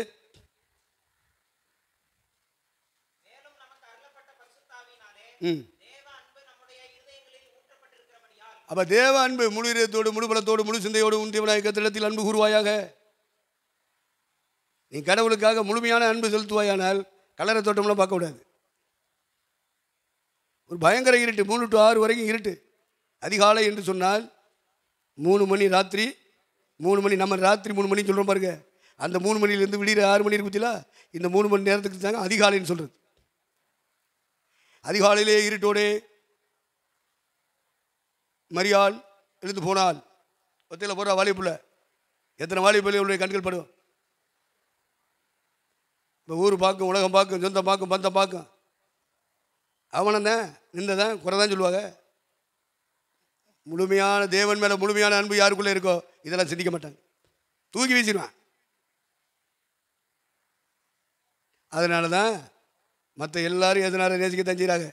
12 சீசனில் நேசிக்கிறாங்க, கூட இருந்து ஊழியம் செய்கிற சுவிசேஷத்து ஊழியத்துக்கு வர்றவங்களாம் நேசிக்கிறாங்க. ஆனால் அந்த மேக்தலின் மேரி, மகதலேனா மரியாள், அவள் இருதயத்தில் இயேசு மேல் இருக்கிற அன்பே வேற. அது வித்தியாசமான அன்பு. எல்லாரும் தான் அன்பு கூறுறேன், அன்பு கூறுவேன். எல்லாரும் பாடுறாங்களா இல்லையா? எல்லாரும் அன்பாக கூறுறேன். ஒருத்தன் அன்பு கூறுற இல்லை, சும்மா பாட்டு.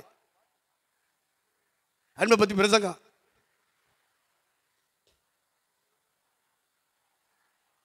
ஆண்டவரே அன்பாக இருக்கணும், ஆண்டவரே அன்பாக இருக்கணும். அன்பை ஊற்றும், அன்பு ஊற்றும். செபத்தில் அன்பு இருக்குது, பாடுற பாட்டில் அன்பு இருக்குது, அவள் பண்ணுற பிரசங்கத்தில் அன்பு இருக்குது. ஆனால் இருதயத்தில் அது வேறு ஆவி. பரிசுத்த ஆவியின் மூலமாக தேவ அன்பு நம்முடைய இருதயங்களில் ஊற்றப்பட்டிருக்கணும். அது கடவுள் மேலே, கடவுளுடைய காரியங்களுக்கு முழுமையான அன்பை வெளிப்படுத்தும். அதை வச்சு கண்டுபிடிச்சிக்கலாம் உங்களுக்குள்ள பரிசுத்த ஆவி இருக்கா, அசுத்த ஆவி இருக்கான்னு.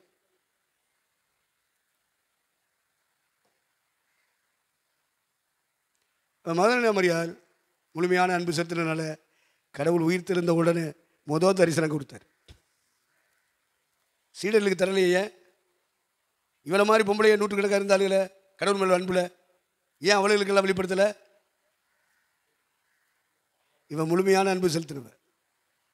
இந்த முழுமையான அன்பின் அடையாளம் தான் இருட்டு பார்க்காது, கலரின்னு பார்க்காது, ஆம்பளை என்ன சொல்லுவா பொம்பளை என்ன சொல்லுவான்றதெல்லாம் பார்க்காது, குடும்பத்தில் உள்ளவங்க என்ன சொல்லுவாங்கன்றதெல்லாம் பார்க்காது.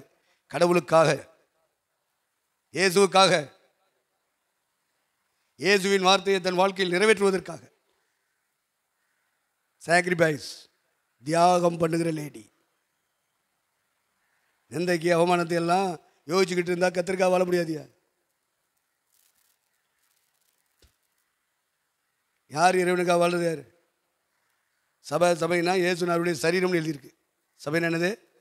கிறிஸ்துவின் சரீரமாகிய சபை. அது சரீரம். அது ஏசுனார் இங்கே இருக்காரு, அவர் சரீரம் அங்கே தான் இருக்கு. இவன் எங்கே இருக்கான்? இவன் எங்கே இருக்கா? சத்தியம் எங்கேயோ இருக்குது, இவங்க எங்கேயோ இருக்காங்க. இவங்களெல்லாம் போய் சபை விசுவாசி சொன்னால் எப்படி? நீங்கள் சொல்லலாம், என்னால் சொல்ல முடியாது. கொஞ்ச காலம் போய் சொன்னேன், ஏ சபை, ஏ சபை, சபைன்னு. அவ்வளோ பொய். அப்புறம் ஆவியான சொன்னாட்டே நீ பொய் சொல்லிட்டு வர அப்படின்னு. எனக்கு பொய் நான் என்னன்னு தெரியல, கடைசியில் தான் தெரியுது சத்தியத்தை படிக்கும்போது. நீ சபைன்னு சொல்கிறது சபை அல்ல, அது பொய். நீ விசுவாசின்னு யாரை சொல்லி அவங்க விசுவாசியே இல்லை, அது பொய். நீ எதை பரிசுத்தாவின்னு சொல்லி அவங்களெல்லாம் கைதட்டணும்னு நினைக்கிறீங்க, அது பரிசுத்தாவி இல்லை. ஆண்டவர் சொல்லிட்டு இருந்தார், நான் பொய் தான் சொல்லிட்டு இருந்தேன். அதுக்கப்புறம் சொல்லி நீ வாழ போகிறது கொஞ்சம் காலம், இனியாவது நம்ம பொய் சொல்லாமல் உண்மை பேசுவோம். அப்படி பேசுகிறது தான் இது. இவன் சொல்கிறது வயதாகி போச்சு, அவர் 2வது கிறிஸ்டியன், இவன் என்னமோ வளர்ந்தவங்க மாதிரி தெரியாது. நீங்கள் என்ன வளர்ந்துருக்கீங்க? எல்லாம் கிறுக்கு பிடிச்சி தெரியுது. அதனால் நீங்கள் கண்ணை மூடி அப்படி பாருங்கள், சபைக்குள்ளே வந்திருக்கிறதெல்லாம் கர்த்தருடைய பிள்ளைகளா இல்லை கழுதைகளின் கூட்டமா? அப்படி உங்கள் சபை மக்கள் அப்படி கண்ண மூடி, எல்லாரும் கண்ண மூடி, ஒரு நிமிஷம் கண்ண மூடு. மூடி உன் சபைக்கு வந்து ஆராதிக்கிற பிள்ளைகளெல்லாம் பாரு. அது உனக்கு கர்த்தருடைய மந்தையா தெரியுதா இல்லை கழுத கூட்டமாக தெரியுதான்னு பாரு. காட்டு கழுத, வீட்டு கழுத இல்லை, என்ன கழுத? காட்டு கழுத. அப்படி கண்ண மூடி பாரு. அந்த மந்தைக்குள்ளே எத்தனை கழுத வந்திருக்குன்னு பாரு. போதும் போதும், கண்ணை திறக்க. விட்டா தூங்கிடுவே கல்ல மாறு.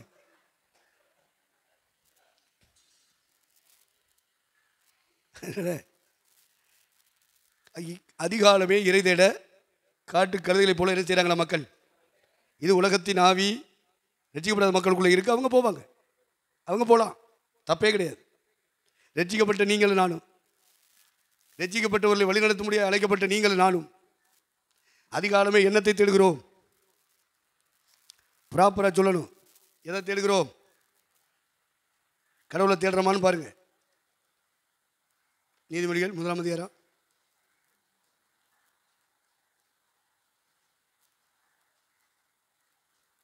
1ஆம் அதிகாரம் எனக்கு தெரியல. சரி, 8ஆம் அதிகாரத்துக்கு வாங்க. 17ஆம் வசனம் வாசிங்க.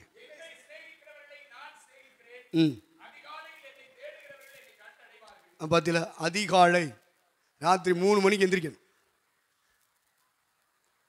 நீ 1 மணி வரைக்கும் நீ மொபைலில் பட்டிட்டு இருந்தா எப்படி நீ 3 மணிக்கு எந்திரிப்ப? இன்னும் மிஞ்சி போனால் நம்ம பழக்க வழக்கத்தின்படி 4 மணிக்கு எந்திரிப்பாங்க ஜெபத்துக்கு. எத்தனை மணிக்கு? 4 மணிக்கு. 4 மணிக்கு எந்திரிக்க முடியாது. சில 5 மணிக்கு எந்திரிப்பான், 5 மணிக்கு எந்திரிக்க மாட்டான் சிலர். அப்போ 1 மணி வரைக்கும் 2 மணி வரைக்கும் மொபைலை புரட்டுறவன் இந்த அதிகாலை நேரத்தில் கடவுளை தேடவே முடியாது. ஏன் இந்த நேரத்தை குறிப்பிட்டு சொல்கிறாரு? அதிகாலையிலே தேடுகிற என்னை. ஏன் மற்ற நேரங்கள்லாம் எல்லாம் பாம்பேக்கு ஊழித்து போகணும், பாம்பே கறக்க சொல்லுவாங்க. ஐயா நீங்கள் சொல்கிற நேரம்லாம் முடியாதியா? ராத்திரி தான் என் மக்கள்லாம் நைட் டியூட்டி முடிச்சுட்டு நைட்டு வீட்டுக்கு வருவாங்க. நாங்கள் வீடு சந்திப்போம் 1 மணி 2 மணி தான் சந்திக்கணும். பம்பாயில் உள்ள ஊழியம் அப்படி தான் சந்திக்கணுமா? விசுவாசி வீடுகள். அப்புறம் அப்படிலாம் சந்திச்சுட்டு வந்து படுக்கும்போது 4 மணிக்கு எழுந்திரிச்சு நாங்கள் கொட்டு கொட்டி பாட்டு பாட முடியுமா? முடியாது. அப்போ தெரியாமல் எழுதிவிட்டார் ஆண்டவர். பைபிளே அவர் விளங்காமல் எழுதிவிட்டாரியா? இவன்லாம் செத்தா நரகத்துக்கு போவான்னு கண்ணை மூடிக்கிட்டு சொல்லலாம். இவன் பாட்டு பாடுறதுனாலே போக முடியாது, பிரசவம் பண்ணுறதுனாலேயே போக முடியாது. எங்கே போவான்? நரகத்துக்கு தான் போவான். கத்தர் என்ன சொல்கிறாரோ அதைத்தானே நம்ம கீழ்படிச்சு போகணும். கத்தருக்கு ஏற்றபடி நம்மளை வளைக்கணுமா? நமக்கு ஏற்றபடி வசனத்தையும் கத்தரி வளைக்கணுமா? நம்ம வளைச்சி கொடுக்கணும். ரசிக்கப்பட்டதிலிருந்தே வசனத்துக்கு வளைஞ்சு கொடுக்குறவன் சாகிற வரைக்கும் வளைஞ்சு கொடுப்பான்.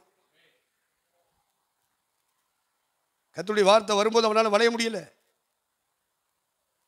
இந்த ஆசனம் போடுறதுல ஒரு ஆசனத்து பேருக்கு மறந்து போச்சு. இப்படி நின்றுக்கிட்டே பின்னாடி கையை கொண்டு போய் என்ன செய்யணும்? தரையில் உண்டணும். அப்போ மொடுங்கும். உடனே டப்புன்னு வலிக்கிறது எதிர்ச்சிடுவேன். அவனால் அந்த ஆசனம் போடவே முடியாது. சின்ன வயசில் நான் அதெல்லாம் போட்டவேன். ஆனால் இப்போ போட முடியாது, விட்டுட்டேன் இடையில. இப்போ வளைஞ்சா முதுகெலும்பு செஞ்சிருக்கு, ஓடிஞ்சிரு. நீ ரட்சிக்கப்பட்ட உடனே நீ கர்த்தருடைய வார்த்தைக்கு வளைஞ்சு வந்திருந்தா, கேட்குற செய்திக்கெல்லாம் உன் வாழ்க்கையை வளைச்சு கொடுத்து வந்திருந்தா, இன்னைக்கு பிரசங்கம் பண்ணும்போதும் அந்த செய்திக்கு உன்னால் ஒத்து போக முடியும். உன் மனசு எதிர்க்காது, உன் ஆவி எதிர்க்காது. முடியாதுன்னு சொல்லாது. இதெல்லாம் வாழ்க்கைக்கு ஒத்து வராது, சாத்தியப்படாதுன்னு சொல்லாது.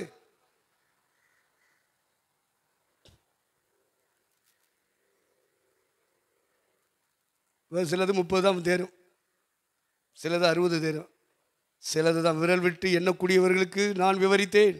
விரல் விட்டு எண்ணக்கூடியவர்களுக்கு மட்டும் நான் என்னுடைய காரியத்தை விவரித்தேன்.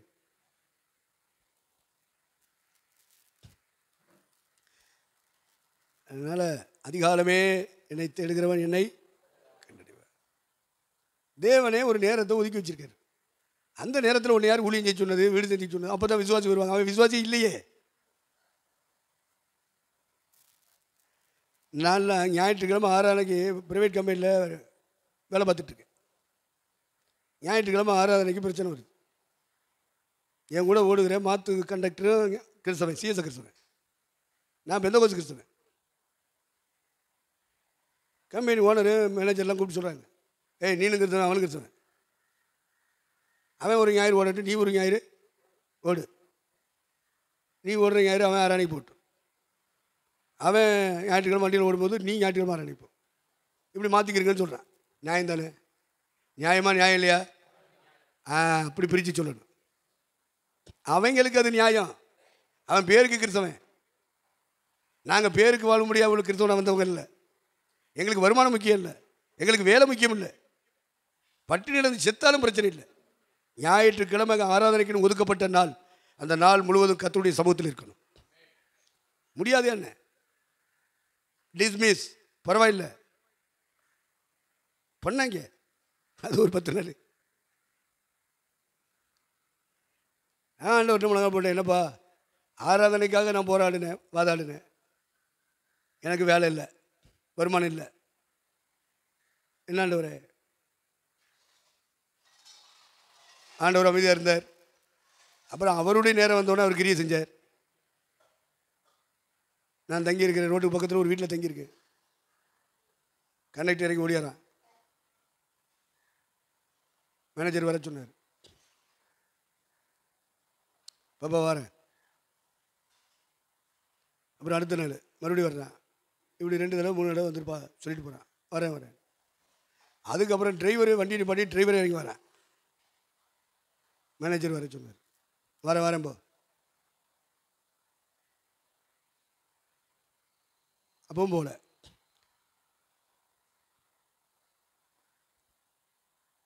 அதுக்கடுத்து அதை விட பதவியில் உயர்ந்த வர்றேன். சரி, இதுக்கு மேலே நம்ம தாமதிக்கக்கூடாது, அவங்கள நம்ம மதிச்சாகணும். வேலை கிடைக்கல, தடவை கூப்பிட்டவங்களுக்கு போய் என்ன செய்யணும்? அனுப்ப ரொம்ப கடுமையாக சாடுறாரு. ஓனர் வந்து அவர்ந்துட்டுறாரு. 2 பேரும் கிழிக்கிறாங்க. ஒரு நாள் வேலை கொடுங்க சாமி, என் பொண்டாட்டி பிள்ளைல பட்டினி கிடக்கு, நான் ஒரு நாள் கண்டக்டர் ஓடுறதுக்கு ஒரு நாள் கொடுங்கன்னு கேட்டுட்ருக்கேன். வரிசையில் நிற்கிறேன். நான் இத்தனை ஆட்களை அனுப்பி உன்னை கூப்பிட்டு போது நீ வரமாட்டேங்கிற, உனக்கு எவ்வளோ திமிரு? அவன் பல கோடிகளுக்கு அதிபதி. அவன் கையில் எத்தனையோ பஸ்ஸு, எத்தனையோ ரூட்டு கையில் இருக்கு. எனக்கு திருச்செந்தூர் ஒவரி,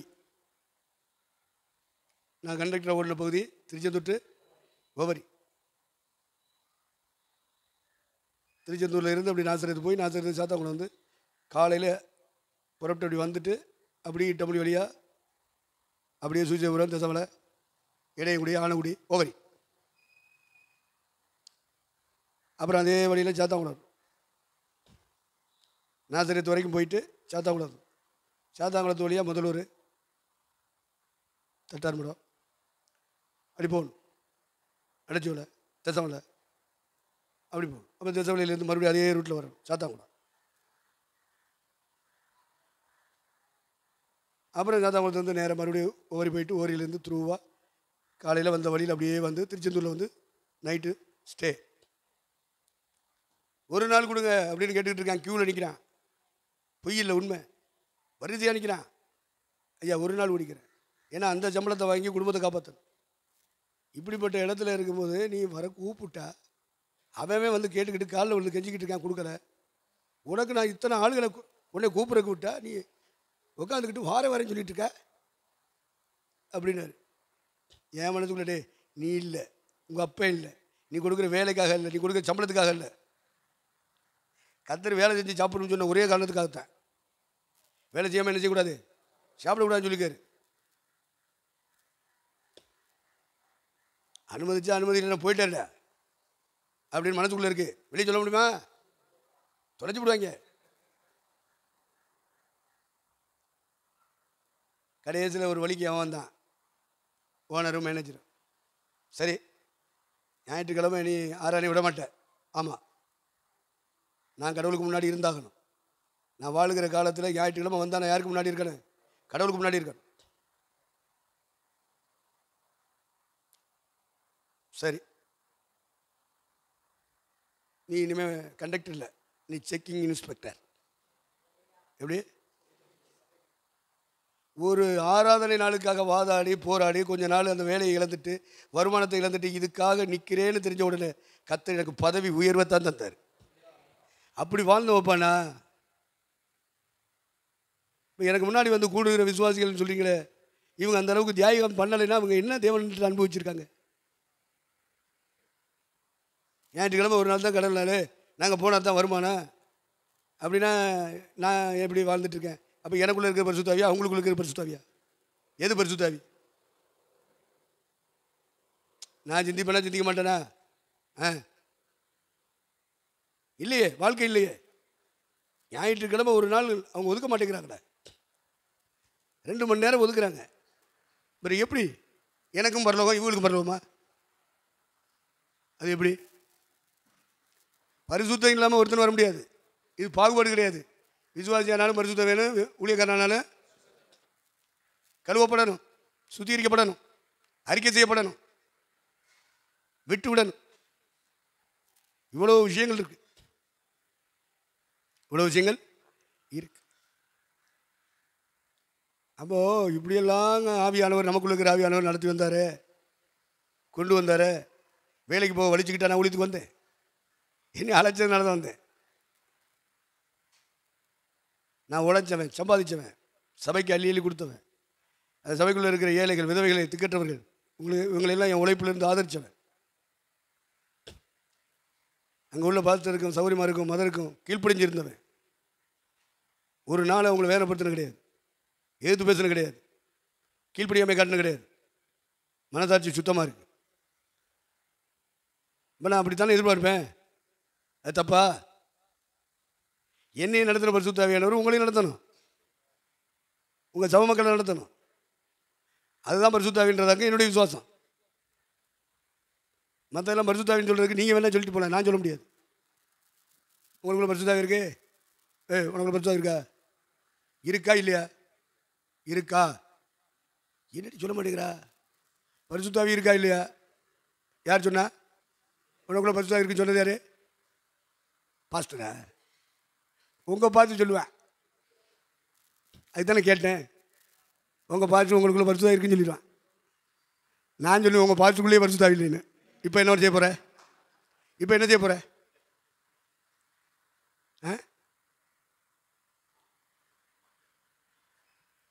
நான் தான் சொல்ல முடியும், மற்றவங்களை சொல்ல விட மாட்டேன்.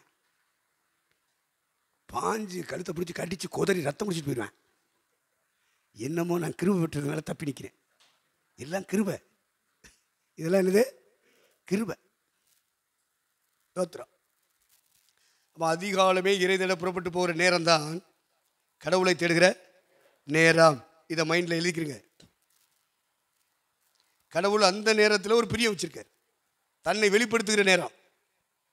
மற்ற நேரங்கள்லாம் நம்ம ஜெபம் பண்ணுவோம், ஜெபத்தை கேட்பாரு. இது அப்படி இல்லை, அவரே அந்த நேரத்தில் வந்து நம்மோட உறவாடுகிற ஒரு நேரம். அவர் அந்த நேரத்தை தான் செலக்ட் பண்ணி வச்சிருக்காரு. அந்த நேரத்தில் நீங்கள் நான் தூங்கிக்கிட்டு இருந்தா என்னப்பா எப்படி இருக்கும் அவருக்கு? நான் அந்த நேரத்தில் வருவேன், என்னை வெளிப்படுத்துவேன்னு சொல்லியிருக்கேன், அவன் தூங்கிக்கிட்டு இருக்கேன். அந்த நேரம் எந்திரிச்சு வேலைக்கு ஓடிக்கிட்டு இருக்கேன். பஸ்ஸை பிடிக்கணும், பஸ்ஸில் ட்ராவல் பண்ணிகிட்டு இருக்கேன். எல்லாம் தலையில் இருக்கா இல்லையா? அப்போ ஆவியான துக்கப்படுவாரா இல்லையா? அதனால் அதிகாலையிலே என்னை தேடுகிறவன் என்னை, அந்த 3 to 6 கடவுளுக்கு பிரியமான ஒரு நேரம். அந்த நேரத்தில் தான் ஆபிரகாம் பலி செலுத்தினான். பலி செலுத்துறதுக்காக பையலை கூட்டிகிட்டு போனான், பெத்த பையனை கூட்டிகிட்டு போனான். ஐயோ அவனை எழுப்புனா அவன் சத்தம் போடுவான், கோவப்படுவேன். அப்படின்னா இப்படி சத்தம் போடுவேன், கோவப்படுவேன். 22:3 அதிகாமோ?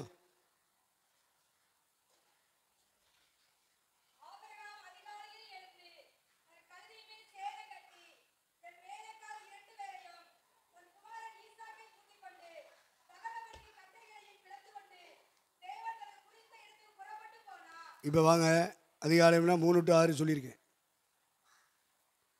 கடவுளை தேடுவதற்கு, கடவுளுக்கு பலி செலுத்துவதற்கு எழுந்திருக்க வேண்டிய நேரம் அதிகாலை 3 to 6. இந்த நேரத்தை இறந்ததுக்காக நினைக்கக்கூடாது, வருமானத்துக்காக, சாப்பாட்டுக்காக அந்த நேரத்தை பயன்படுத்தக்கூடாது.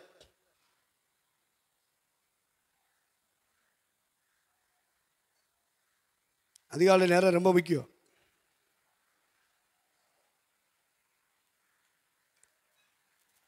யோபுக்கு வாங்க, 1 அதிகாரம்.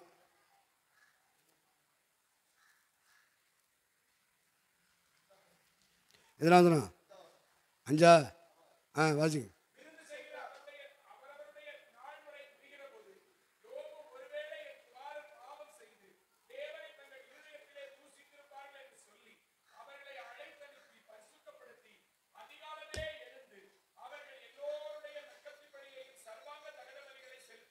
அப்போ பாருங்க, காலையிலேயே தேவனை தேடுறான் பாருங்க. தேடும்போது பிள்ளைகளுடைய இலக்கத்தை கொண்டு வர்றான். பிள்ளைகளுடைய இலக்கத்தின்படியே ஒவ்வொரு பிள்ளைக்காகவும் அவன் கடவுள் சமூகத்தில் உட்கார்ந்துருக்கான்.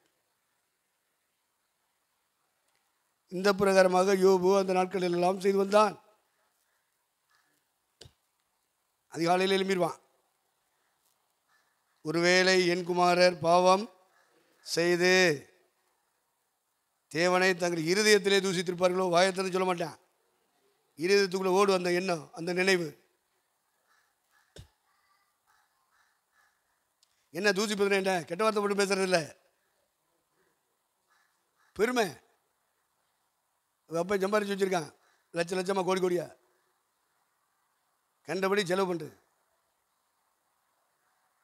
இதுக்கு எதுக்கு காலையில் ஜெபிக்க எழுப்புறாங்க? தூங்க விட்டா என்ன? 3 நேரம் திண்டு பெருத்து போகிற ஆளுகள்லாம் காலையில் தூங்குறத வரும்போது சாஸ் என்ன செய்வாங்க? சாஸ். அப்போ தான் பிள்ளைகளுக்காகவே அவன் ஜெபம் பண்ணுறான் பாருங்க. ஜெபம் பண்ணுற நேரம் என்ன நேரம்? அந்த வசந்த திரும்ப வாசிங்க.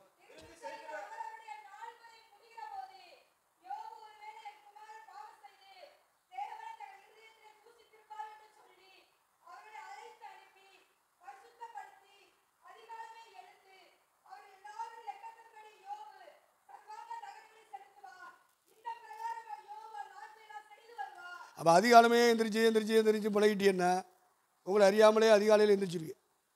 தூங்கி பழகிட்டேன்னா ஆவியானவரை எழுப்புனாலும் தூங்கிக்கிட்டு இருப்பீங்க. ஆவியானவரை எழுப்புனாலும் தூங்குவீங்க. ஆவியானவர் ஆண்டவர் எழுப்புவார் தெரியுமா? உங்களை எழுப்பியிருக்காரா? அந்த அனுபவம் இருக்கா? அவர் எழுப்பும்போது தூங்குன அனுபவம் இருக்கா? அதுவும் இருக்குது, இதுவும் இருக்குது. அப்போ ஏர்லி மார்னிங் பிள்ளைகளை பூரா எழுப்புறான் பத்தியா? பரிசுத்தப்படுத்தினா என்ன அர்த்தம்? பழைய ஏற்பாட்டில் பரிசுத்தப்படுத்தினா என்ன அர்த்தம்?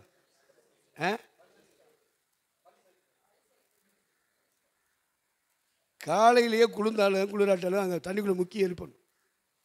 உடம்பை கழுவிட்டு வரணும். கழுவிட்டு அதுக்கப்புறம் உள்ள ட்ரெஸ் எல்லாம் போட்டு தேவசமுத்திரம் உட்காரணும். இது அதிகாலையில் எவனா செய்வோமா? அவன் அந்த அளவுக்கு தான் பிள்ளைகளை வளர்த்துருக்கேன். காலையிலேயே குளிப்பாட்டி கொண்டாந்து வைக்கிறாயா? டேய் சாமி கும்பிட போகிறோம், குளிச்சுட்டு வா. ஓ அப்படிமா. என் கையில் இருக்கிற கம்பை என்கிட்ட வாங்கிட்டு போகணும், சுல்லுன்னு வைக்கணும். அப்புறம் தூக்கம் வருமா? போட குளிச்சுட்டு வாடா, பல்ல வளர்க்கல இப்படிலாம் சொல்லி பரிசுத்தப்படுத்தாமல், மூஞ்சியை கழுவ வைக்காமல், வாய்க்கு பிடிக்க விடாமல், அப்படியே கூப்பிட்டு கூட்டத்துக்குவா நம்மளை அடிப்பானேன்னு சொல்லிட்டு வந்து உட்காருவேன். உட்காந்து தூக்கிட்டே இருப்பேன். இவங்க பாட்டு பாடிட்டே இருப்பாங்க. எதுக்கு? அவன் தூங்குறதுக்கு. இதுதான் குடும்ப ஜெபம். இதான் என்ன ஜெபம்? அப்படியா குடும்ப ஜெபம் நடத்துகிறேன். காலையிலேயே தண்ணிக்குள்ளே முக்கிய இருப்பேன். நான் இந்துவாக இருக்கும்போது மார்கழி 30 ஹாஸ்டலில் படிச்சுட்டு இருக்கேன். ஒவ்வொரு வருஷமும் மார்கழி வந்த உடனே யாரும் எனக்கு சொல்லி தரல. நான் இந்து சாந்த கும்பிட்டுட்டு இருக்கேன்.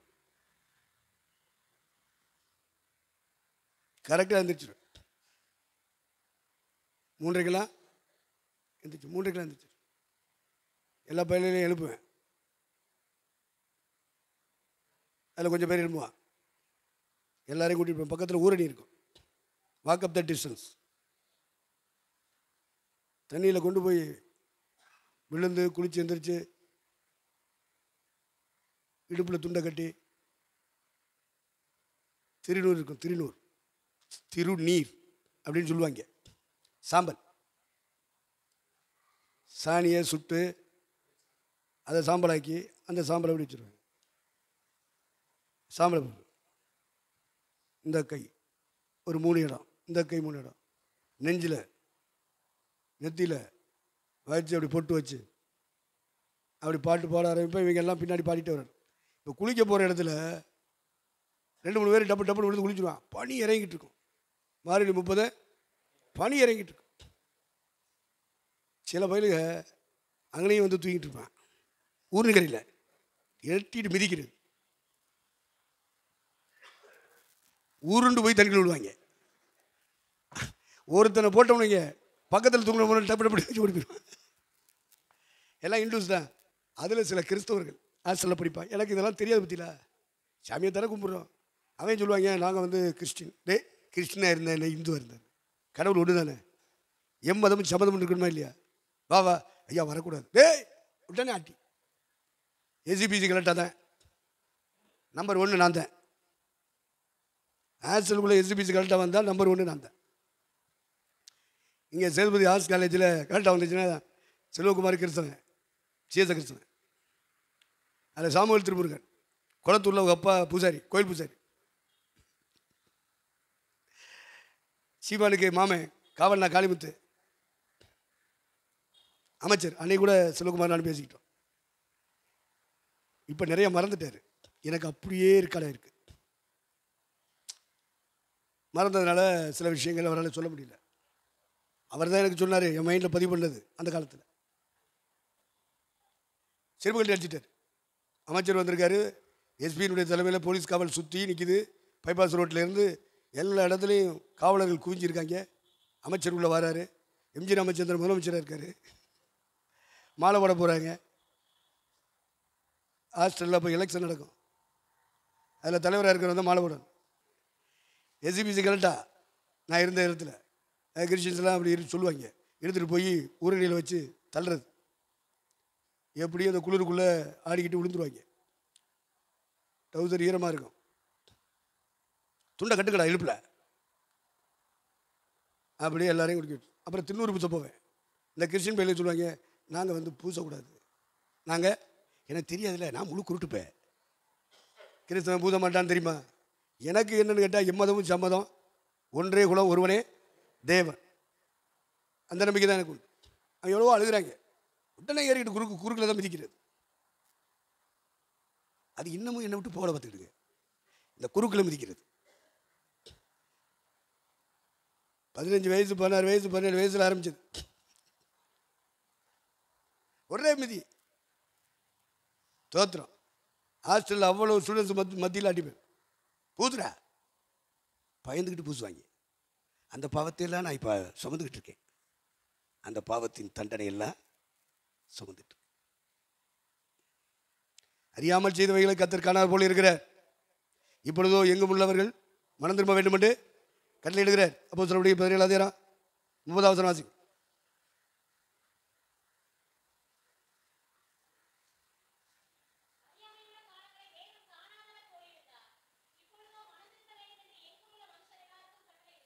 எல்லாரும் மனம் திரும்ப வேண்டும் சொல்றார். அப்போ அறியாமல் செஞ்ச பாவங்கள் எல்லாம் ஆண்டவர் நினைச்சாரு, மன்னிக்கிறார். பாவமானால் மன்னிப்பார். குற்றமாக இருக்குமானால் தண்டனை கொடுப்பார். குற்றமாக இருந்தால் தண்டனை. அறிந்து செய்வது குற்றம், அறியாமல் செய்வது பாவம். பாவம் என்றால் என்ன? அறியாமல் செய்வது. அதே செயல்களை அறிந்த பிறகு செய்தால் அது பேர் என்ன?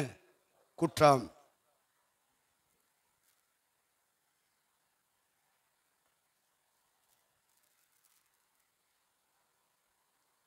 இப்போ நான் எதுக்காக சொல்கிறேன்னா, மார்கழி 30 பனிக்காலம். மார்கழி 30 பனி இறங்குற காலம், குளிர்காலம். குளிக்க முடியாது.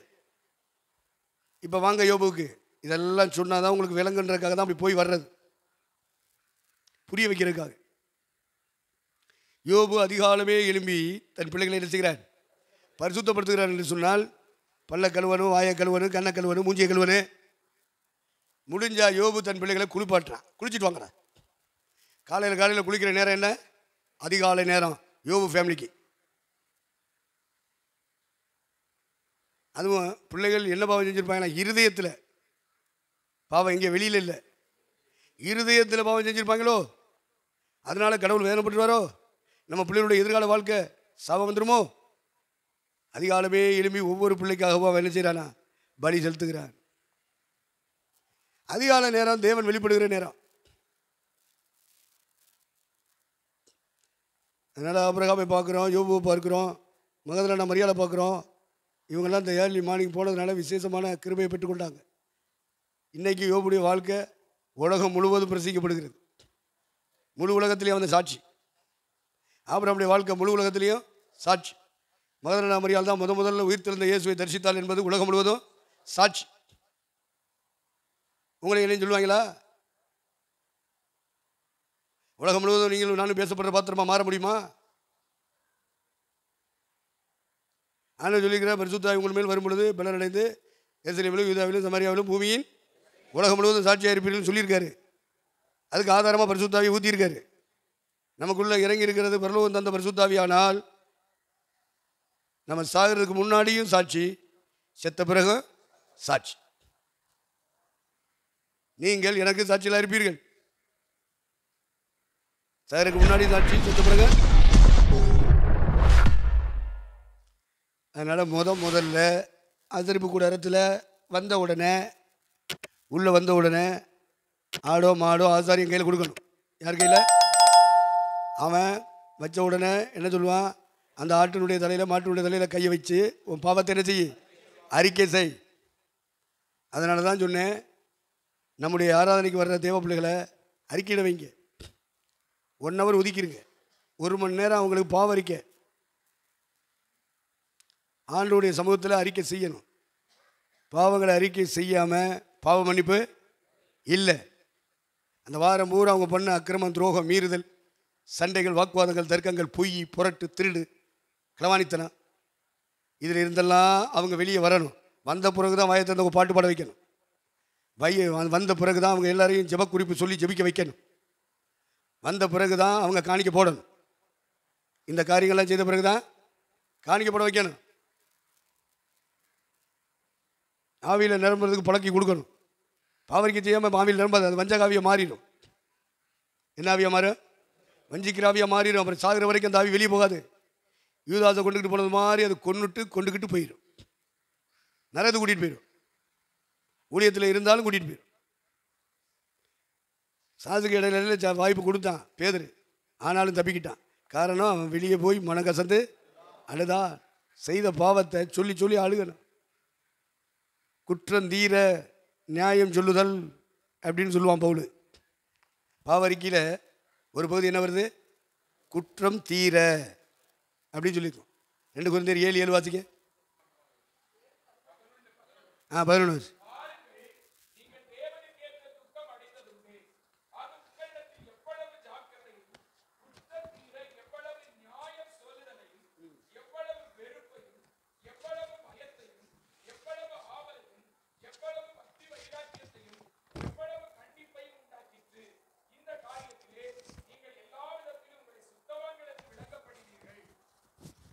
குற்றம் தீர எவ்வளவு நியாயம் சொல்லுதல் அப்படின்னு சொல்லியிருக்கு. பற்றிலா இதெல்லாம் நீங்களும் நானும் பாவ உணர்வு அடையும் போது இதெல்லாம் வரும். அதில் சொல்லியிருக்கிற ஒவ்வொரு பாயிண்ட்டும் மெய்யாகவே ஆவியானவர் உங்களை என்னை தொட்டு உணர்த்தி பாவங்களை அறிக்கையிட வழி நடத்துவாரானால் இப்பொழுது வாசிக்கப்பட்ட வசனத்தின் அனுபவங்கள் உங்களுக்கு எனக்கு சொந்தமாகும். குற்றம் தீர, உன் மனசாட்சியில் இருக்கிற அந்த உணர்வு, குற்ற உணர்வு தீர,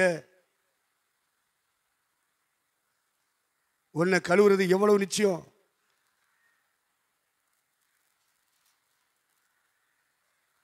எவ்வளவு நிச்சயம். அப்போ பாருங்க, நம்முடைய பிள்ளைகளை கூப்பிட்டு அந்த ஜெபம் பண்ணுறோம். அப்போ யோபு அந்த அளவுக்கு குடும்பத்தோடு ஜெபிக்கிறான். தான் மகன் ஈசாக்கு அவனை கூட்டிக்கிட்டு போகிறான். அதிகாலையிலேயே தட்டி எழுப்பி கூட்டிகிட்டு போகிறான். உலகமெல்லாம் தூங்குகிற நேரம்ப்பா, உன்னுடைய எதிர்காலம், உன் குடும்பத்தின் எதிர்காலம் அந்த அதிகாலை நேரத்தில் இருக்குது, மறந்துடாத. காலையில் 4 to 6 வரைக்கும் ஜெபத்தில் இருந்துட்டு அதுக்கப்புறம் போ வீட்டு வேலை பார்க்குறதுக்கு. அப்படியே பழக்கணும். அதிகாலை நேரங்களில் தேவனை தேட வச்சு பழக்கி கொண்டு வந்தேன். யாசர்பாடி பீட்டரோட சேர்த்து விட்டேன். அந்த ஆள் சுவிசேஷ அழைப்பு உள்ளவர். அவர் கூட பல நாட்கள் போயிட்டு இருந்தேன். மாதம் 10 நாள் ஒதுக்க சொன்னார். அவருக்கு ஒதுக்க முடியும், எனக்கு ஒதுக்க முடியுமா? ஆரம்ப காலங்களில் போயிட்டே இருந்தேன். அப்புறம் அவரை விட்டு பிரியறதுக்கு அவருக்கு விருப்பம் இல்லை. எனக்கு பிரிஞ்சாகணும். என்னுடைய ஊழிய அழைப்பு வேறு, எனக்கு சபைய அழைப்பு. அவருக்கு மக்களுக்கு போய் சுவிசேஷம் சொல்கிற அழைப்பு. ஆரம்பத்தில் போயிட்டே இருந்தேன். காலங்கள் வந்தபோது வேதமானியத்தை கூட்டிகிட்டு போனேன். அந்தமானில் இருக்கோம். அப்போது ஊழியர்களுக்கு அந்தந்த இடங்களில் நடக்கிற ஊழியர் மீட்டிங்கெல்லாம் நான் தான் பிரசங்கம் பண்ணேன். சபை கூட்டங்களையும் நான் தான் பிரசங்கம் பண்ணுவேன். மற்ற ஆட்கள் அவ்வளவு தெருவில் தான் பிரசங்கம் பண்ணுவாங்க, பாடுவாங்க, ஆராதிப்பாங்க, சாட்சி சொல்லுவாங்க, சுவிசேஷம் சொல்லுவாங்க. ஆனால் சபை கூடி வந்தால் நான் தான் பிரசங்கம் பண்ணுவேன். ஊழியக்காரர்கள் கூட்டினாங்கன்னா நான் தான் பிரசங்கம் பண்ணுவேன். இப்படிப்பட்ட இடத்துக்கு அந்தமானில் வேதமானியத்தை வர சொல்லி பீட்டை ஒப்பு கொடுத்தேன். என்னையை போலவே கிரியை செய்வான், இனி என்னையை கூட்டு போகிற இடத்துக்கு வேதமானியத்தை கூட்டு போ அப்படின்னு வேதமானியத்தை கையில் கொடுத்துட்டு நான் வந்துட்டேன். என்னால் தொடர்ந்து 10 நாள் ஒதுக்கிட்டு போக முடியல. இப்போ வேதமானிக்கு அப்படியே போய் இப்போ இந்தியாவில் எல்லா மாநிலங்களும் போயிட்டு வந்துட்டேன். எல்லா மாநிலம், இந்தியா முழுவதும் சாட்சி, இந்தியா முழுவதும் சாட்சி. இந்த அடுத்த மாதமும் 3வது வாரம் அங்கே போக வேண்டியிருக்கு, கர்நாடகா. பல வருஷமாக போகல, கெஞ்சினார், கூப்பிட்டாரு. பல வருஷமாக தொடர்ந்து கூப்பிட்டுக்கிட்டே இருந்தார். அதோட ஆகஸ்ட் மாதம் 3வது வாரம் வாரேன்னு இருக்கு. அதில் வேதமானிக்கும் வராரு. எதுக்கு சொல்கிறேன்னா, அதிகாலையிலே எழுப்பி பழக்கிறதுனால அந்த மனுஷன் கால் வைக்கிற இடத்துல கிருபை வெளிப்படுது. என்ன வெளிப்படுது? கிருபை. அதுக்காக சொல்ல வரேன். அதிகாலை நேரத்தை எத்தனை வருஷம் ஒதுக்குறோமோ அத்தனை வருஷம் எதிர்காலத்தில் நீங்கள் பயனுள்ள பாத்திரங்களாக நிற்பீங்க. உங்கள்கிட்ட குறைபாடுகள் இருந்தாலும் கர்த்தர் பயன்படுத்துவார். குறைபாடு இல்லையா? இருக்கு. ஆனால் தேவன் பயன்படுத்துகிற நோக்கம் என்ன? அதிகாலை நேரத்தை தேவனுக்காக ஒதுக்குனார். ஜெபத்திலேயே தங்கியிருந்து ஜெபத்தில் ஜெபம் பண்ணுவார். காலை ஜெபம், மத்தியானம் ஜெபம், நைட்டு ஜெபம். அப்போ அந்த ஜெபத்திலையும் சொல்லியிருக்கேன், ஊழியக்காரங்க தூங்குவாங்க, ஊழியக்காரங்க வர்றதுக்கு லேட் ஆகும், நீ ஆவியில் நிரம்பி ஜெபம் பண்ணு. அதிகாலையிலேயே ஆவியில் நிரம்பி ஜெபிச்சு பழகு. இல்லைன்னா இருதயம் உடஞ்சி கண்ணீர் வடித்து ஜெபம் பண்ணு. இப்படிப்பட்ட ஒரு ஜெபம் இருந்ததுனா தான் பிற்காலங்களில் நீ பயனுள்ள பாத்திரமாக இருப்ப. இப்போ வயதாகி போன காலங்கள்லையும் கடவுளுடைய கையில் பயன்படுற பாத்திரமாக இருக்க வேண்டுமானால் அதிகாலை தேவனுக்கு பிரியமான நேரம். நீ மத்தியானம் ஜெபிக்கிற நேரத்தை விட, ராக்காலங்களில் ஜெபிக்கிற நேரத்தை விட கர்த்தர் தம்மை வெளிப்படுத்துகிற நேரம் அதிகாலை நேரம். அதில் தூங்கி எந்திரிச்சு பழகாத, உன் பிள்ளைகளை தூங்க பழக்காத. அதனுடைய எதிர்காலம் அதுக்குள்ளே இருக்குது.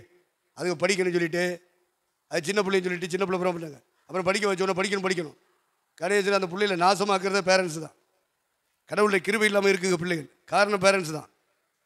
பிள்ளையாண்டானை நடத்த வேண்டிய வழியில் முதிர் வயதிலும் சாகிற வரைக்கும் கேட்க மாட்டான். உன் பிள்ளை எப்படி வளர்க்குற? சின்ன பிள்ளைன்னு சொல்லிட்டு படுக்க வச்சுன்னா தட்டி எழுப்பி உள்ளே உட்கார வச்சிடும். பக்தியில் வளர்க்கணும். பாடு, பைபிளை வாசி. இந்த 2 வார்த்தை இப்போ நான் சொல்லித்தரேன், அப்பா சொல்லித்தரேன், அம்மா சொல்லித்தரேன், சொல்லு. அப்படி ஜெபிக்க பழக்கு. கையை தட்டி பாட்டு பாட பழக்கு. பைபிளை விரித்து வாசிக்க பழக்கு. 2 வசனம் வாசி, 3 வசனம் வாசி.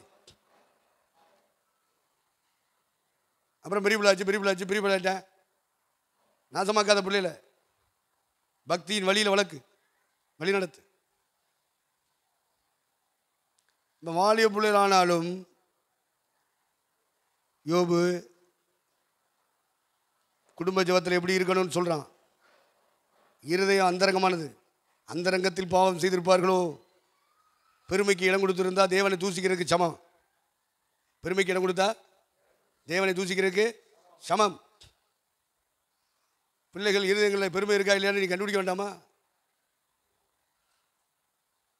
சுய விருப்பம் செய்கிறான், சுயநலத்துக்கு அடிமையாக இருக்கான். அவன் விரும்பினது கிடைக்கணும்னு சொல்லிட்டு சாதிக்கிற நிற்கிறான். அப்புறம் எப்படி அவன் கடவுளுக்கு சித்தம் செய்வான்? பிள்ளை எப்படி வளர்த்தின? ஆண்டவருடைய காரியங்கள், ஆவிக்குரிய காரியங்களில் கொஞ்சம் கூட பிசுறு விடக்கூடாது. பூஜையை போட்டுறான். 2வது தான் படிப்பு. முதல்ல தேவனை தேடுற விஷயம். அதிகாலையில் எழுப்பி எழுப்பி கடவுளை தேட வைக்கணும். பனிக்காலம் இருக்குது, குளிர்காலம் இருக்குது, மழைக்காலம் இருக்குது, கோடைக்காலம் இருக்குது. எந்த காலமானாலும் சரி கர்த்தர் ஒதுக்கி இருக்கிற நேரம் அதிகாலை நேரம். என்ன பண்ணுவது தெரியாது, தேவனுக்கு முன்னாடி உட்காரணும். மனைவி உட்காரணும், புருஷன் உட்காரணும், பிள்ளைகள் உட்காரணும். குடும்ப ஜெபம் நடந்தே ஆகணும். அந்த ஜெபத்தை நடத்திட்டு தான் தனி ஜெபத்துக்கு போகணும். என்ன ஜெபம்? தனி ஜெபம். அதெல்லாம் இல்லாமல் அவங்களெல்லாம் ஆவிக்குரிய அதிகாலமே எழும்பி காட்டு கழுதைகளை போல இறை தேட புறப்பட்டு போகிறார்கள். அப்போ ஆண்டோடைய பார்வையில் காட்டு கழுதை, இந்த கழுதைக்கெல்லாம் பரலோகத்தில் இடம் இல்லை. அப்போ அதிகாலையில் எழும்புவதற்கு ஏதுவாக உங்களுடைய என்னுடைய பயணத்தை வச்சுக்கிறணும். இல்லைன்னா பயணம் பண்ணும்போது அந்த பஸ்லேயே ஒரு நாள் ஜெபிக்க முடியுமா? அப்படின்னா பயணம் பண்ணு. ரயிலே ஜெபம் பண்ண முடியுமா? அப்படின்னா பயணம் பண்ணு. அதிகாலை நேரங்களில் தூங்கி பழகாத. ஏசாயா 50 ஒரு வசனம் இருப்பார். 54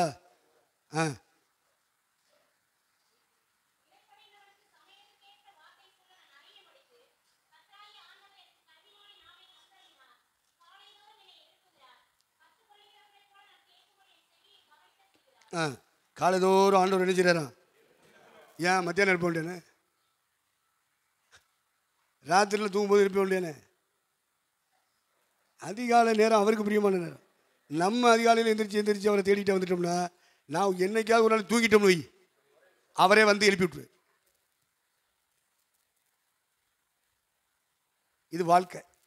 மற்றெல்லாம் பிரசங்கம், பேச்சு, பாட்டு. பாட்டில் இருந்து என்ன செய்ய, பேச்சில் இருந்து என்ன செய்ய, பிரசங்கத்தில் இருந்து என்னப்பா செய்ய, வாழ்க்கையில் இருக்கணும்ல. அதனால அந்த மாதிரி இடங்களை புரிஞ்சுக்கிட்டு அந்த இடத்துக்கு வந்தால் தப்பலாம். இல்லைன்னா காட்டு கழுதை கூட்டம் மாதிரி போக வேண்டியது. சரி, பலிபீடம் உள்ளே நுழைஞ்ச உடனே எங்கே போகிறோம்? பலிபீடத்துக்கு போகிறோம். போன உடனே ஆடு மாடு புறாவை பிடிச்சிட்டு உள்ளே வருவாங்க. வந்த உடனே ஆசாரியம் கையில் நினைச்சுவாங்க, ஒப்படைப்பாங்க. ஆசாரியம் கையில் குடித்த உடனே அவன் என்ன பலி செலுத்த வந்திருக்கானோ அதனுடைய பாவத்தை எல்லாம் நினைச்சுவார், அறிக்கை செய்யணும். அது தலையில் கை வைக்கணும். இந்த மிருகத்தினுடைய தலையில் கை வைக்கணும்.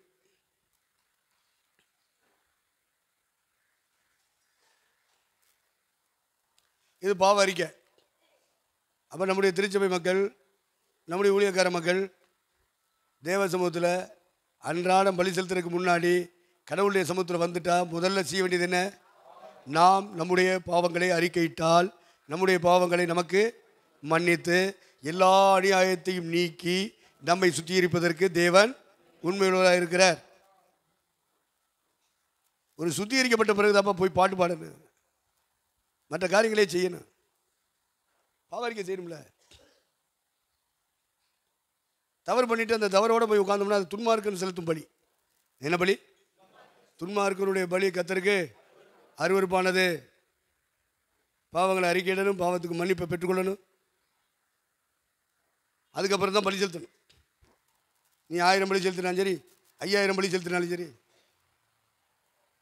நீ தோத்திர பலி செலுத்தினாலும் சரி, என்ன பலி வேணாலும் செலுத்த ஆண்டவருக்கு. முதல்ல செய்ய வேண்டியதை செஞ்சிடுச்சு. அருவருப்புகளை உன்னை விட்டு என்ன செய்ய? அகற்று. அசுத்தங்கள் ஆபாசங்கள் எல்லாம் உன்னை விட்டு அகற்று. அடுத்து கழுவு. பலி செலுத்துதல்ல ரெண்டாவது என்ன பண்ணுவான் தெரியுமா? கொம்புகளை கொண்டு கட்டுவான். ரெண்டாவது பலி பொருள் என்ன செய்வான்? கொம்புகளை கட்டுவான். அந்த கொம்புகளை கட்டி இருக்கிறத அதுக்கப்புறம் என்ன செய்வான்? லேவியம் போய் அவுத்துட்டு வருவான். லேவியம் போய் அவுத்துட்டு வருவான். அவுத்துட்டு வந்து அடுத்து அவன் வேலை செய்வான். ஒரே போடுவான். போட்டு கழுத்தை என்ன செஞ்சுருவான்? எடுத்துருவான். அதுக்கப்புறம் தலைகீழ தூக்கி என்ன செய்வான்? தொங்க விட்டுருவான். தோலை உரிப்பான். காலை தனியாக எடுத்துருவான், வாழை தனியாக எடுத்துருவான், தலையை தனியாக எடுத்துருவான். எல்லாம் லேவியம் தான் உள்ளே இருப்பான். மன்னானுக்கு அங்கே இடம் இல்லை. ஏன் சிரித்தீர்? ஆட்டுத்தலை இருக்கிறதுனாலயா? தமிழ்நாட்டில் ஆட்டுத்தலை துணி வெளுக்கிறவங்களுக்கு சொந்தம். அதனால சொல்லுவாங்க ஒரு பழமொழி, வண்ண ஆட்டு தலைக்கு பிறந்த மாதிரி பறந்துக்கிட்டு இருக்கேடான்னு சொல்லி திட்டுவாங்க. அது துணியை சுத்திகரிப்புக்குள்ளே நடத்துகிறவர்கள், சுத்திகரிக்கிறவர்கள், வெளுத்து தூய்மைப்படுத்துகிறவர்கள், தூய்மை பணியாளர்கள், அவங்களுக்கு இந்த தலை காலை வேலையெல்லாம் ஒதுக்கி கொடுப்பாங்க. இப்போது யாரும் அப்படி ஒதுக்கிறது இல்லை. ஏன்? நம்மளே துணியை நம்மளே வாஷிங் மிஷினில் போட்டு நம்மளே நினைச்சிடறோம், துவைக்கிறோம், நாமளே வண்ணா, அதனால் நம்மளே ஆட்டு தலையாக செஞ்சுருவோம். ஆமாம், தலைக்கறி என்ன கறி? கால் சூப்பு, ஆட்டுக்கால் சூப்பு, அப்புறம் வால் சூப்பு, எல்லாத்தையும் நம்மளே சாப்பிட்டுரு. போடு போடு, இதில் கொஞ்சம் உப்பு கம்மியாக இருக்குது, கொஞ்சம் உப்பு போடு. ஆட்டுக்கால் சூப்பு வலுவலுன்னு இருக்கு, ஆனாலும் பரவாயில்ல, கொண்டா கொண்டா விடுவாங்களா? கால் ரொம்ப விளையணுமா இருக்குது, அதனால் ஆட்டுக்கால் சூப்பு பிடிச்சி சாப்பிடணும்னு சொல்லியிருக்காங்க. எவன் சொன்னேன்? மூதை உனக்கு வேணும்னா ஆட்டுக்கால் வாங்கி என்ன செய்ய, சூப் போட்டு சாப்பிடு. யாரோ சொல்லியிருக்காங்களா, உத்தமமாக கீழ்படிடுங்க. ஆட்டுக்கால் சூப்பு, அப்போ தலைக்கறி, ஆட்டுக்கால் சூப்பு இதெல்லாம் சாப்பிட்றோம் இல்லையா? இதெல்லாம் ஆசாரியர்கள் லேவியர்கள் ஒதுக்கி வைப்பார்கள். தலைகீழ தொங்க விடுவான், ஆடானாலும் மாடானாலும். அதுக்குன்னு கயிறு கம்பிகள் மட்டும் கூட போயிருக்கீங்களா, பார்த்துருக்கீங்களா? தலைகீழ தொங்க விடுவான், தொங்க விட்டு தோலெல்லாம் என்ன செஞ்சிடுவான், உரிச்சிடுவான். அப்புறம் மேலே உள்ள கறியெல்லாம் என்ன செய்வான், எடுப்பான், வயிற்றை கிழிப்பான், கையை உள்ளே விட்டு குடலை எரிச்சுவான், அப்படியே உருவான். பெரிய குடல்லாம் இருக்கும், பெருங்குடல், சிறுகுடல், எல்லா குடலையும் உருவணும். இதெல்லாம் எதை காட்டுது, எதுக்கு சொல்லிட்டு இருக்கேன் தெரியுமா? அவ்வளவு சத்தியம். கால் ஒரு சத்தியம், வால் ஒரு சத்தியம், தலை ஒரு சத்தியம், கறி ஒரு மாம்சம் ஃபுல்லாக ஒரு சத்தியம், எலும்புகள் ஒரு சத்தியம், தோலெல்லாம் அவ்வளவு சத்தியம். பழி செலுத்துறதுனா என்னன்னு தெரியாதவெல்லாம் எப்படி சபை ஊழியம் செய்வான்? மக்களை எப்படி கடவுள்கிட்ட கொண்டாந்து நிப்பாட்டுவான்? வாய்ப்பே இல்லை. மொத்த பிரசங்கத்தை வச்சுக்கிட்டு ஒரு ஆராதனை, ஒரு பிரசங்க, அடுத்து என்ன, ஒரு ஜெபக்குறிப்பில் சொல்லி ஒரு காணிக்கை பாட்டு, அவ்வளோதான். இதெல்லாம் பரலோகம் வராது.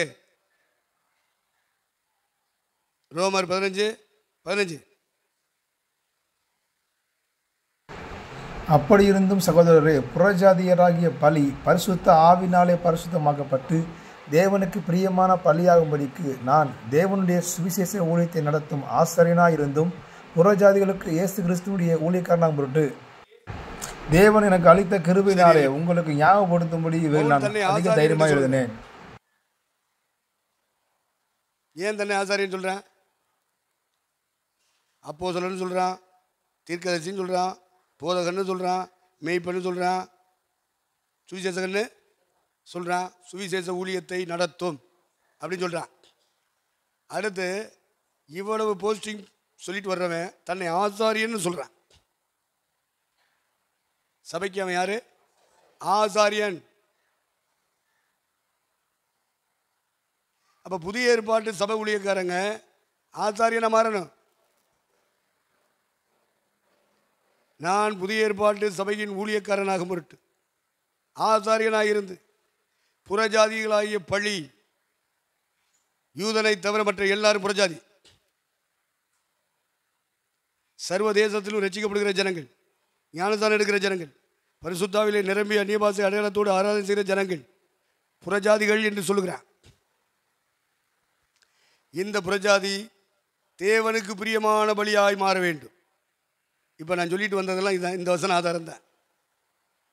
தேவனுக்கு உங்கள் சபையில் வந்து கூடுகிற விசுவாசிகள் ஆராதித்து விட்டு போனால் போதாது, பிரசங்கம் கேட்டு விட்டு போனால் போதாது, பாட்டு பாடி ஆராதித்து விட்டால் போனால் போதாது, காணிக்கைகள் தசமாக கொடுத்தால் போதாது, ஆவியிலே நிறைந்து அந்நிய வார்த்தை பேசினால் போதாது, உங்களோட சேர்ந்து சுவிசேஷ ஊழியம் செஞ்சு ஆத்தும ஆதாயம் பண்ணினாலும் போதாது. இதையெல்லாம் தாண்டி தேவனுக்கு பிரியமான பலியாக மாற்றணும். அப்போ சபை ஊழியக்காரன், நடத்திப்புக்காரன் ஆசாரியனை மாறணும், லேவியனை மாறணும். இப்போ ஊழியக்காரங்களுக்கு நீங்கள் இதை சொல்லிக் கொடுக்கணும். அப்போ ஆசாரியனாக இருந்தால்தான் கொண்டு வந்து மக்கள் வந்து ஆராதனைக்கு வருகிற மக்களை தேவனுக்கு பிரியமான பலியாக மாற்ற முடியும். நீங்கள் ஆசாரியனை மாறலைன்னா அவங்க பலியாக மாட்டாங்க. அப்போ தேவனுக்கு பிரியமான பலியாகும்படிக்கு ஆசாரியனாக இருக்கிறேங்கிறான். இப்போ பலி செலுத்தணும். புறஜாதியாராகிய பலி திரும்ப வாசி 15 சகோதரரே, புறஜாதிகளாக கூடி வருகிற மக்கள் ரட்சிக்கப்பட்டு ஞானஸ்நானத்தை பரிசுத்தம் பெற்று அந்நிய பேசி சுவிசேஷ ஊழியம் செஞ்சு ஆத்துமா அறுவடை பண்ணுகிற இடத்துக்கு வந்திருக்கணும். இவங்களை தான் சபைன்னு சொல்லணும். இந்த இடத்துக்கு வந்தால் தான் அவங்க சர்ச்சில் ஒரு மெம்பர். ஊழியக்காரங்களோடு இணைந்து சுவிசேஷம் அறிவிச்சு என்ன செய்யணும்? ஆத்துமாக்களை சபையில் கொண்டு சேர்க்கணும். அந்த இடத்துக்கு வந்திருக்கணும். அவங்க சும்மா ஞாயிற்றுக்கிழமை 2 மணி நேரம் வந்துட்டு போகிறதெல்லாம் சேராது, செல்லுபடி ஆகாது. அந்த நோட்டு செல்லாதுப்பா. அந்த நோட்டு மோடி ஒரு நாள் ஒரே வார்த்தையில் சொல்லி முடிச்சிட்டார், இந்தியா முழுவதும் இந்த நோட்டு செல்லாது சொன்னார். அப்படி செல்லாமல் போச்சு. அப்போ புறஜாதியராகிய பலி ஆங்காங்கே கூடி வருகிற திருச்சபை மக்கள், யூதனை தவிர மற்ற அனைவரும் புறஜாதி. எந்த இடத்துல கூடி வந்து ஆராதிச்சாலும் சரி, புறஜாதியராகிய பலி தேவனுக்கு பிரியமான பலியாக மாறணும். நிறைய பேர் பலி செலுத்துகிறான், ஆனால் தேவனுக்கு பிரியமில்லாத பலி. காயினும் பலி செலுத்தினா, ஆபேலும் பலி செலுத்தினான். எபிரேயர் 11:4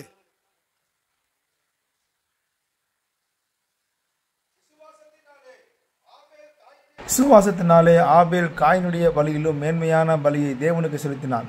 அதனாலே அவன் நீதிமான் என்று சாட்சி பெற்றான். அவனுடைய காணிக்கையை குறித்து தேவனை சாட்சி கொடுத்தார். அவன் மரித்தும் இன்னும் பேசுகிறான். அப்போ காயினுடைய பலியை பார்க்கணும், தன் சகோதரன் காயின் செய்கிற ஆராதனையை பார்க்கணும், காயின் செலுத்துகிற காணிக்கை தசமத்தை பார்க்கணும், காயின் செலுத்துகிற பலியை பார்க்கணும். ஆபேல் விசுவாசத்தினாலே மேன்மையான பலியை. அப்போ மேன்மையான பலி எது?